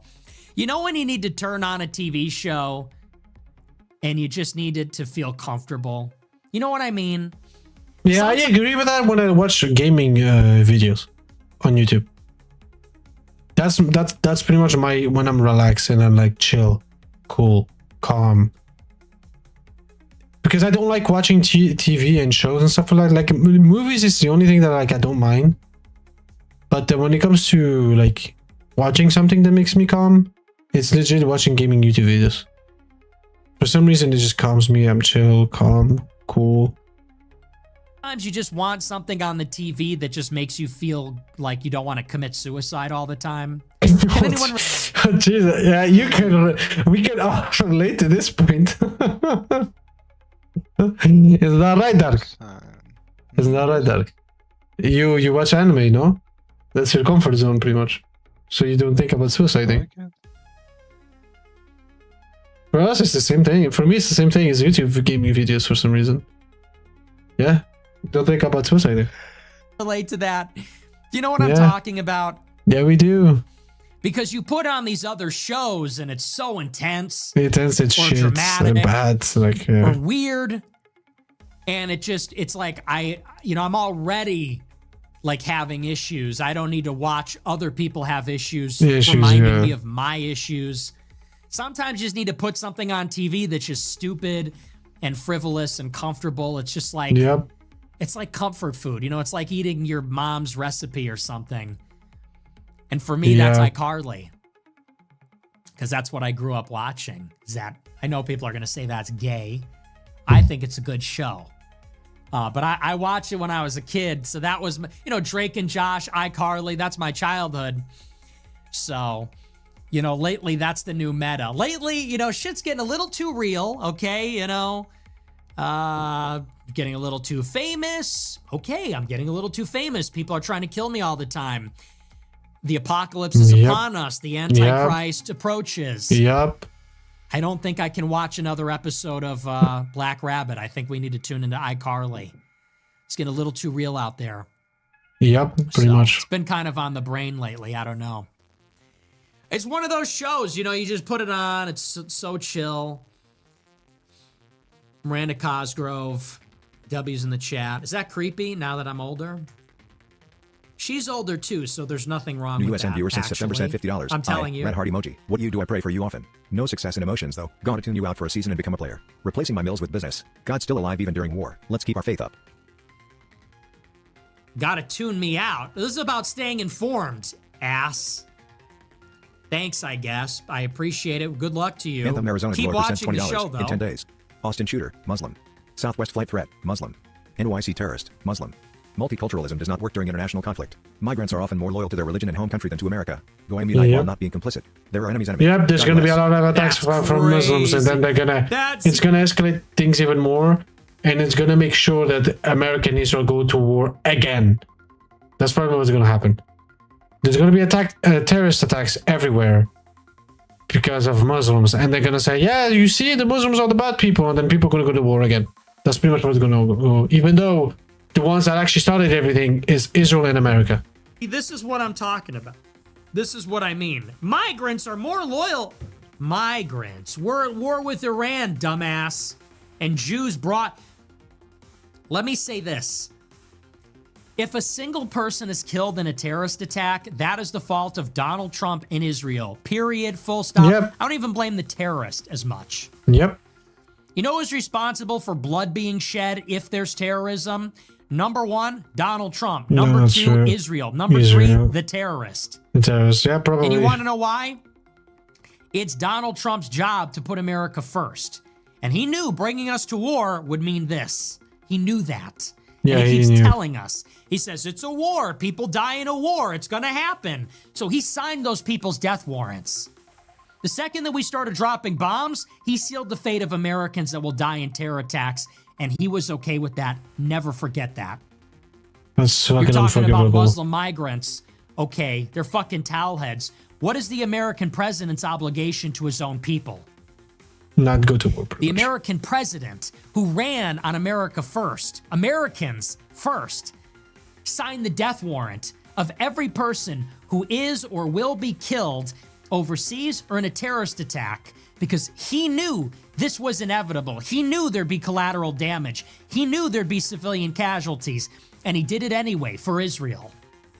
And Israel knew it too, and they dragged us into the conflict. For them, it's an acceptable sacrifice. They're probably happy about it. And then you get the Muslims that are just unwitting pawns. They are just the instrument, as always. Yeah. As always. The blacks, Muslims, the Indians, they're the instrument in this equation. They probably have the least agency out of all of them. So no, focus up. You talk about immigration doesn't work in an international conflict. Hey, who created the international conflict? Which country? Whose money? Which billionaires? Pretty much. Yeah, mass migration doesn't work. You know what doesn't work? Jewish people being billionaires and making us fight their fucking wars. Dragonborn 0x sent $100. True. TPHC great.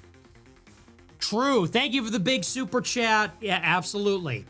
Absolutely. Kick was right, sent $20. Jimmy said you can come on and explain yourself. How gracious. Also, what's with Professor Dojo Fed jacketing you every day? Who's Jimmy? I don't know what Jimmy is. Is Jimmy another person? Oh, Jimmy Dore? Oh, now he wants me to come on. I don't know. You're already operating in bad faith. I don't think so. You canceled on me the day of because you said you need to do more research. Then you do a show, you get all your information wrong. So what happened to the research? Why don't you get your act together? Why don't you correct your own show? Do your research. Do your research. You correct a record. You're a journalist, or are you a comedian? Which is it? You have an obligation. You have responsibility. Why don't you correct a record, and then I'll come on the show? You got it wrong. You lied about me. You blew me off. Then you talked trash, and it wasn't even true. You correct the record. He texted me, what did I get wrong? Isn't that your job? Isn't that part of the research you're doing? That drives me crazy. Yeah, it's my... So I gotta help you out, right? Orion Morales 085 on X sent $20. Please help Sorry. me. R.A. Perica Kirk Groiper is going insane because of something I drew about Islam in Jackbox. Now he knows where my mom works. Please, if you can ask him to stand down, he will listen to you. Okay, I don't... Christian whatever. Going Troy sent $20. Being a Groiper in Australia is very difficult. These people know nothing about Jews. It's insane. Also, you looked very handsome with a beard. Think so? People were saying that. I didn't like it. I thought it wasn't full enough, and it was itchy. You couldn't see it on camera very well. People have said that, though. People love the beard.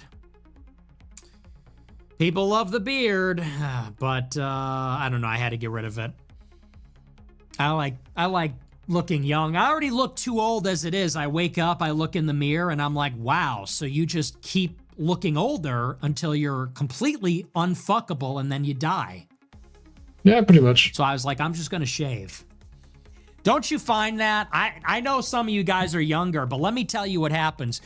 You wake up every day in your like mid to late 20s and you see yourself getting old in real time. And you realize one day I'm going to wake up and be completely unfuckable and disgusting. And then you'll be sexless until you die. So you got that to look forward to. So I said, I need a little more youth. I need a little more youth in my life. What age do you think what age, this is pathetic. What age do you think I passed for? I'm still cute. I'm still young. I'm still a young man. Bro. I'm still a whippersnapper. Jesus Christ. Isn't that so true, though? You just wake up and it's like your skin is sagging. You have, you know, your eyes are dark. You got a few gray hairs. And you're like, wow, so this is it. Wow, so we're really all going to die, aren't we? People are saying 22. Thanks, guys. Appreciate it. Yeah, I don't know. I'm no beard for Rock me. Shaka sent $20. 1Peter57 cast all your anxiety on him because he cares for you. Love that. So true. KRNG1215 sent $20. Ordered an AF pin. Excited to wear it on my hat. Here's some more money for you, my groipa. Wang. All right. Sweet. Hooray for Problem sent $25. Thanks for everything, man. Thank you. Base Peepaw sent $30. Have you ever heard of Steven Crowder? Would you ever do a show with him? You give me hope for the youth. Prayers. Okay, that's... Elmer Fudge sent $30. Well done. Is it possible to not be a goy if you just lie about be Jew? Is it possible to not be a goy if you just lie about being Jewish? What does that mean? If you say you're Jewish? I don't know what your question Asuka is. Groiper sent $25. I can't believe I used to be your supporter. Your movement is now a joke. I'm done with all the Democrat defrauding. FKFed. Bye-bye. That's got to be a false flag because that's Asuka Groiper, who is loyal. Did Sneeko write that one? Nice try, Sneeko. That's Sneeko's #1 op. Sneeko used to always be like, Asuka Groiper hates me. I think they're friends now. Nice try. You're trying to turn me against one of my #1 clippers. That one Groiper 19 sent $20. 1/3 hi Nick. Thanks to you and your strong anti-porn/gooning stance, I've been inspired to quit all of that degenerate BS. I used to think it was impossible since I thought my addiction was too strong, but I'm almost a month clean. I've been more happier and connected to the Lord after I took the initiative to quit entirely. Great. 3 super chats about gooning and pornography. Awesome. Just what everybody wanted. John Casey sent $20. Love you, brother. Check out the campaign. Thanks, I will. I'm going to skip the other 2, actually. I don't need to read. I'm just reading through these. I'm like, you know, look, if you're one of these, like zealous Catholic converts that is like addicted to pornography, you know, here's a little piece of advice. Don't go and post about it on Twitter. Just saying. Like, Yeah, why would... What the fuck? Huh? Derek, are you still here, by the way? Yes. Who would post on Twitter that they're watching porn or doing porn? What the fuck, bro? The world is fucked. The world is so fucked. That's so stupid. What do they do? Okay, I'm gonna mute you, I think. Hey, I'm just wondering. You don't need to fucking know. What you mean? Well, if they're talking about it. You're so lucky that it's pretty much almost 1 in the morning. Because I was about to say, I'm gonna come to your house and punch you.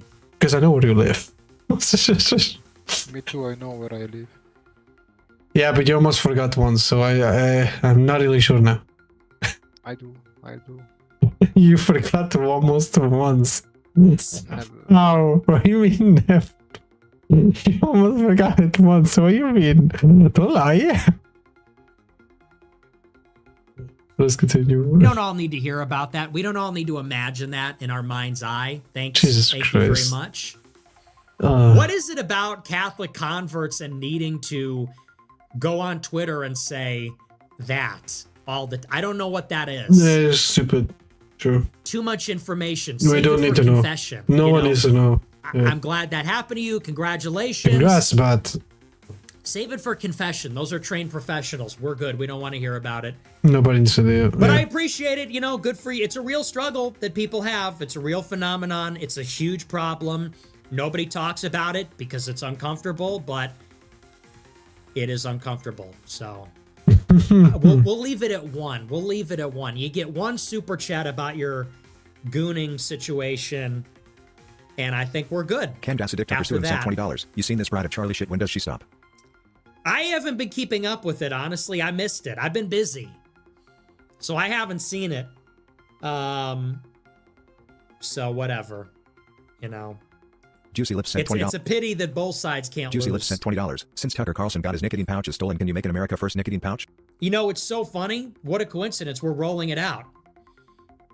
It's so weird. The day that Tucker's shipment was stolen, some super chatter donated a truckload of Zyn that was white labeled. Very funny, haha. General Jack Very Ripper 69 good. sent Hilarious. $200. Wild to see Nick Lamb not be able to go 30 minutes on Twitter without having a Groyper meltdown. Interesting in how you live rent-free in the head of the supposed dark and mysterious high priest of the Right? sphere. Thank you for the big super chat. Yeah, Nick Land. Total aura loss. I barely even knew anything about him. He comes onto Twitter for like 10 minutes and then just becomes a Groyper-hating psycho. Groyper derangement syndrome. Dude, fuck Nick Land. Yeah.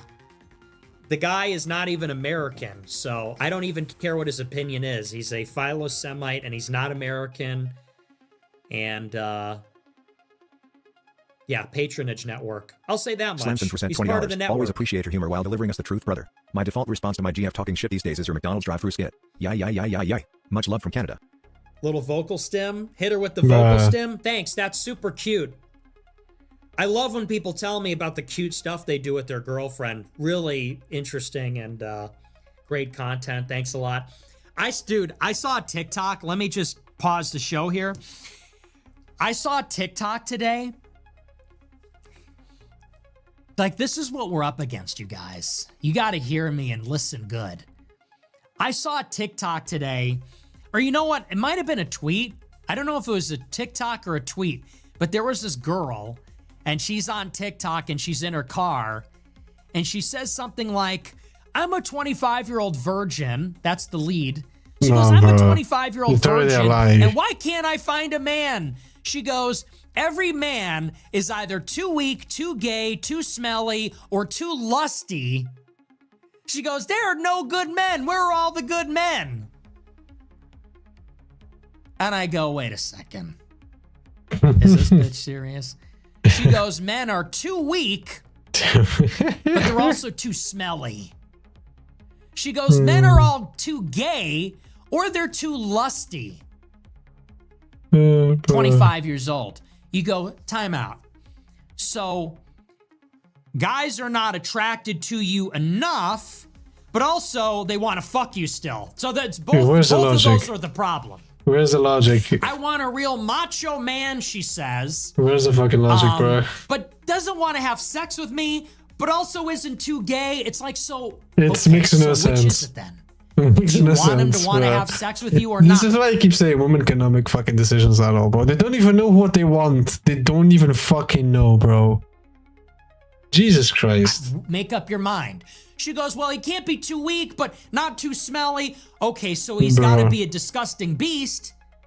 You want a big, disgusting beast, big, muscular, tall guy, but not like a No. pussy. I'm like, what? Not a pussy, but not too gnarly. It makes no Can't be sense. a weakling, can't be overly conscientious, can't be a pussy, but also can't be like a gnarly, disgusting beast. Bro, so at the end, what do you want? You want nothing? It should make some sense. Did you, Dark, are you okay? Hello, Dark. Hmm? Did you hear it? It makes no sense, no? It makes no sense what the Yes, woman yes, wants. I know. It makes no fucking sense. How the fuck do you want to make sense out of this? So you're 25, by the way, past your prime, and you go, well, I want a guy that's rich, tall, big, You're not gonna get it. not too weak, but not too gnarly. You're probably not gonna get it. Doesn't want Unfortunately. to have sex with me, but It not is what it gay. is. So what is it? You want a guy that's gonna what? Listen to you yap? Yeah, it's not gonna. And naturally, that's her TikTok. I go to her TikTok profile, and the profile is, I'm just a girl that loves to yap. I love Diet Coke, and I like to wear too much bra. Oh no, Diet Coke. Okay, she's 100% gonna be alone. 100%. She's gonna be fucking alone. The Diet Coke. Who likes Diet Coke, bruv?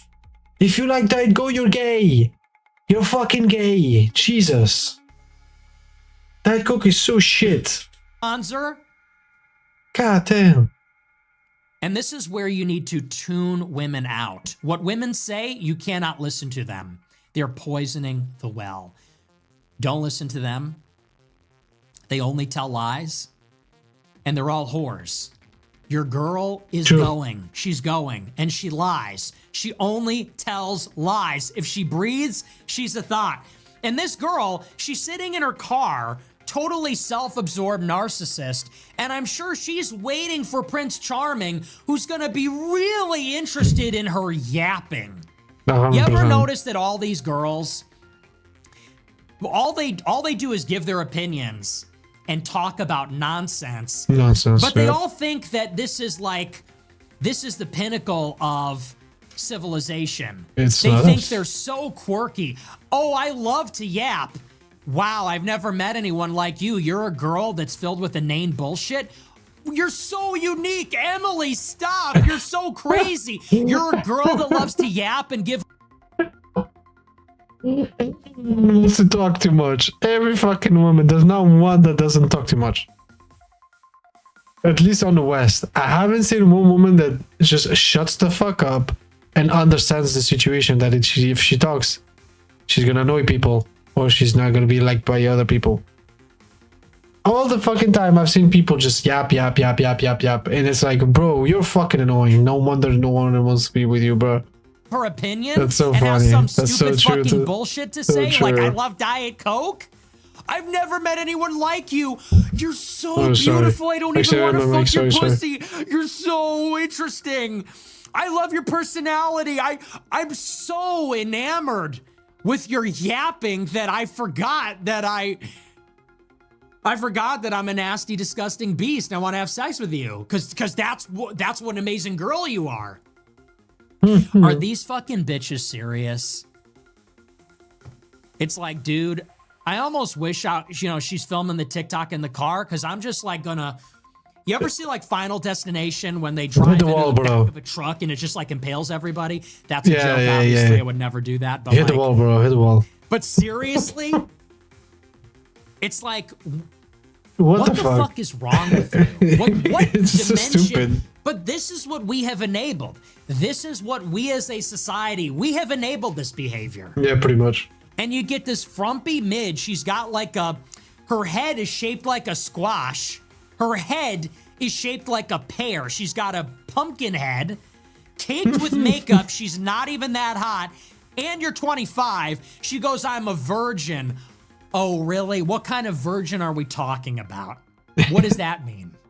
You're a 25-year-old virgin? What do you mean by that? What does that mean to you? You know, and then she's gonna film her insipid TikTok videos. I like to yap, and I love Diet Coke, and I love bronzer, and blah blah blah. And I want a big man. I don't want to date a pussy, but I also want to date a disgusting, smelly jock. And you know, and I don't want a gay guy that's not attracted to me. But ew, I don't want him to want to fuck me. I don't want him to be too lusty. I'm a Christian after. It's like, okay, what the fuck? You want a problem? Like, is that what you want? You want a problem? What are you looking for? It's so fucking stupid. Anyway. So I saw that. Listen, maybe right message, wrong messenger. Yeah, I know. But it's true. I saw that. I'm like, this is crazy, but this is how all women think. Unfortunately, This is how all women think. Unfortunately, that's degrees, true. There's levels to this, but that's how they all think. Yeah, pretty much. Especially now. It's crazy. It sucks. They're all in their late 20s. It's so stupid. And it's like, okay, get with the program. You know. They think they deserve a fucking prince in the world. I saw that. I was like, I literally couldn't believe. It's like, I couldn't have written it better myself. I literally could not have scripted that. It was so, I love that matrix. Oh, there's something like that. That matrix of qualifications. She goes, he can't be too gay, but he also can't be too lusty. Too lusty. What does that even mean? What does that even mean? It makes no sense. Yep. That's crazy. So, what was the question again? Yeah, you're talking about your... She pretty much shamed herself in the internet, which is pretty funny. So like that's actually pretty funny. Stupid, bro. So stupid. GF, yeah, I'm sure she's so funny. She sounds hilarious. Ooh, 18 cent $20. Your argument that we can't go to war because that would mean more refugees in the US is kind of insane. So we can't go to war anymore? If we kill our enemies, they win? Just don't take them in. That's the dumbest thing I've ever heard. You go to war when you need to. Here's the point. We have Muslims in the country because we did these things. Because we did this. Yeah. Now we're doing these things again, and people go, well, what about all the Muslims in our country? Well, a good way to stop it. Unfortunately, it just never works that way. Yep. You go, well, what if we went to war and didn't take in the refugees? Yeah, and I don't know. What if a bomb fell on your head right now? It's never going to happen. You said $100. Hi, Nick, you're beautiful. I wish I could have Aryan babies with you, but sadly I'm a brown Latina. Pensive face emoji. Yeah, well, that's too bad. Thanks for the big super chat. Anyway, that's crazy, pick me. You're so beautiful. I wish I could have your kids, but I'm just a brown Latina. Come on now. Listen, sound like a nice person, but white children is the point. We forgot that this was the point. White babies. Generation Zealot sent $20. James Talarico is dog whistling white separatism while encouraging black women to have more abortions. I'm voting them in November. Also, if Trump uses a nuke, what are the odds it's during Passover? I don't know, Dante Florida man sent $25. Hey man, it isn't about race, it's about heritage, lineage, ancestral continuity, man. Yeah, man. Heritage American, man. I'm a heritage American. I love when you ask them, what is a heritage American? Like freed black slaves? Oh, heritage? You mean like all those black people that are descended from slaves? Like them? What? That makes no fucking sense. And then they go, well, oh, you mean like all those Chinese people that built the railroads and... Yeah. Zionega sent $20. Hey Nick, just say visited white. Japan and accidentally got new room massage from Asian. Should I kill self for race mixing? Or is that goy pilled? Bro. Deport Mark Levin sent $50. Everyone remember to pray today and give glory and thanks to Christ. So true. 2601 sent $20. Gen X Roy per here. Barnes and Barris are starting to sound like you now. They pretty much said Nick Fuentes is right about Israel on their podcast today, The People's Pundit. Well, Nick, God bless him, thanks. Hey, remember when Robert Barnes and I debated and he told me that Iran was Islamo-Nazis? Islamo-fascists? Remember that? Well. So, yeah, I don't know. That guy still has a problem with me, and I think so does Barris as well. I don't know what Barris's problem is, but they both have it. They both have it out for me. And I was right, and they were wrong. Royper in the swamp sent $100. Up the RA. Someone go tell Lindsey Graham to start his car. Holy LARP. First of all, disavow. Second of all, holy LARP. Yeah, this is like Reddit history. Don't invade Russia in the winter. Someone tell Lindsey Graham to start his car. Up the RA. Shut the fuck up. r/history. Solid foundation required sent $20. Is it wise to build a home on a foundation with cracks in it? Say no to Sono Dr. Richard Wood, the ultrasound causes autism guy. Okay, here we Big go. Roy again. Fish sent $20. Ordered blue AF hat because my cat pissed in mine. Got it today. Noticed back strap is black now and Groy made goods is gone. Frown. Okay. Shavery sent $20. You've heard. Those who can't do, teach. But I tell you, those who can teach run propaganda seminars for the CCP in the back of a trailer with shitty PowerPoints, a smart board, and 2 students. Yeah. JC3 That's 2 sent $20. psychotic. Dispensationalism, Protestantism is Judaism, Christianity. Father James Maudsley, traditional priest, lost his channel for discussing the Holocaust narrative and he said good things about you online. Maudsley is excellent. He's excellent. And I feel bad because he's defending me all the time, but he's always like, he's not perfect. And I'm like, I know I let you down. I'm sorry. I'm sorry I let you down, but he's excellent. Love Father Maudsley. He's a great guy. And very courageous and spot on. Great content. That's a shame he lost his YouTube channel because he was really good. Fuentes sent $20. Nick, I'm converting to Catholicism. Thanks be to God. Folded hands emoji. Please pray for my discernment. God bless. Thank you very much. Sent $50. Let's Here's some go, shekels to bro. help pay for Peter Thiel transferring your brain into a robot. Thank you. Lake Jang sent $25. ASAP. While we're calling out coinal types like Jake Lang, Uber Soy is a subversive kuike. Don't trust him or his flattery. Really? Well, flattery is the way for me. You know, that's I'm easy like Asian that. Floyd sent $20. Prayers from Minnesota. Thank you for what you do. Thanks. Ati Hobbish sent $20. You had an interview with Candace a couple months back and you said that Sub-Saharan African don't have written language. Ethiopian have a written language that goes back for 2,000 years. That's Hell. crazy. That's crazy. Groper Groy sent $20. Just met with James. We're talking a typical black person doesn't even know what they're talking about. We're talking about the interior of Africa. We're not talking about Ethiopia, which is an ancient civilization that had cultural and technological exchange with the Fertile Crescent in Europe. We're not talking about Ethiopia, just like we're not talking about Egypt. We are talking about the interior of Africa, which was not even explored until the late 19th century, which if you watch the show, I said that, but you're a stupid idiot that's coping about your race. So you got to make excuse. Well, but what about Ethiopia? Okay, bro. Groper Groy What about the rest of them? Groper Groy sent $20. Just met with James Fishback at a Denny's in Tampa. Really great guy. Took a picture with him holding up the nativist flag and he signed it lol. He's a phenomenon. Period. Full stop. I hate when people say full stop, but he is a phenomenon. That Denny's was packed. It's unbelievable. He is excellent. And I wasn't so sure about him off the rip. You know, there were some questions Okay, yeah, about... I think we're gonna call it end here because now he's just doing a bunch of like super chats. I gave you guys some of the content for the super chats that he had, and yeah, I think I'm gonna call it end, guys. I hope you guys enjoyed the stream. It was a very good stream. He pretty much said almost the same thing. There's some things that were a bit different. From his point of view and his opinion than Myron, of course. You can tell there's a bunch of different things. But at the end, they end up with having the same conclusion. Pretty much. And yeah, hope you guys enjoyed the stream. Again, don't forget to follow me on Kick. We're trying to reach 800 followers. Big thank you guys for helping me reach 700. We're also trying to get verified on Kick, so don't forget to follow me on Kick and drop subs and shit like that so we can finally get verified. Go check out my YouTube channel. We do stream at the same time there. Don't forget to subscribe. We're trying to reach 100 subs. We're currently at 78. Big thank you for Ego Tory for giving me the affiliation. Tech company, this is merchandise and tech equipment. Hope you guys enjoyed the stream. Peace.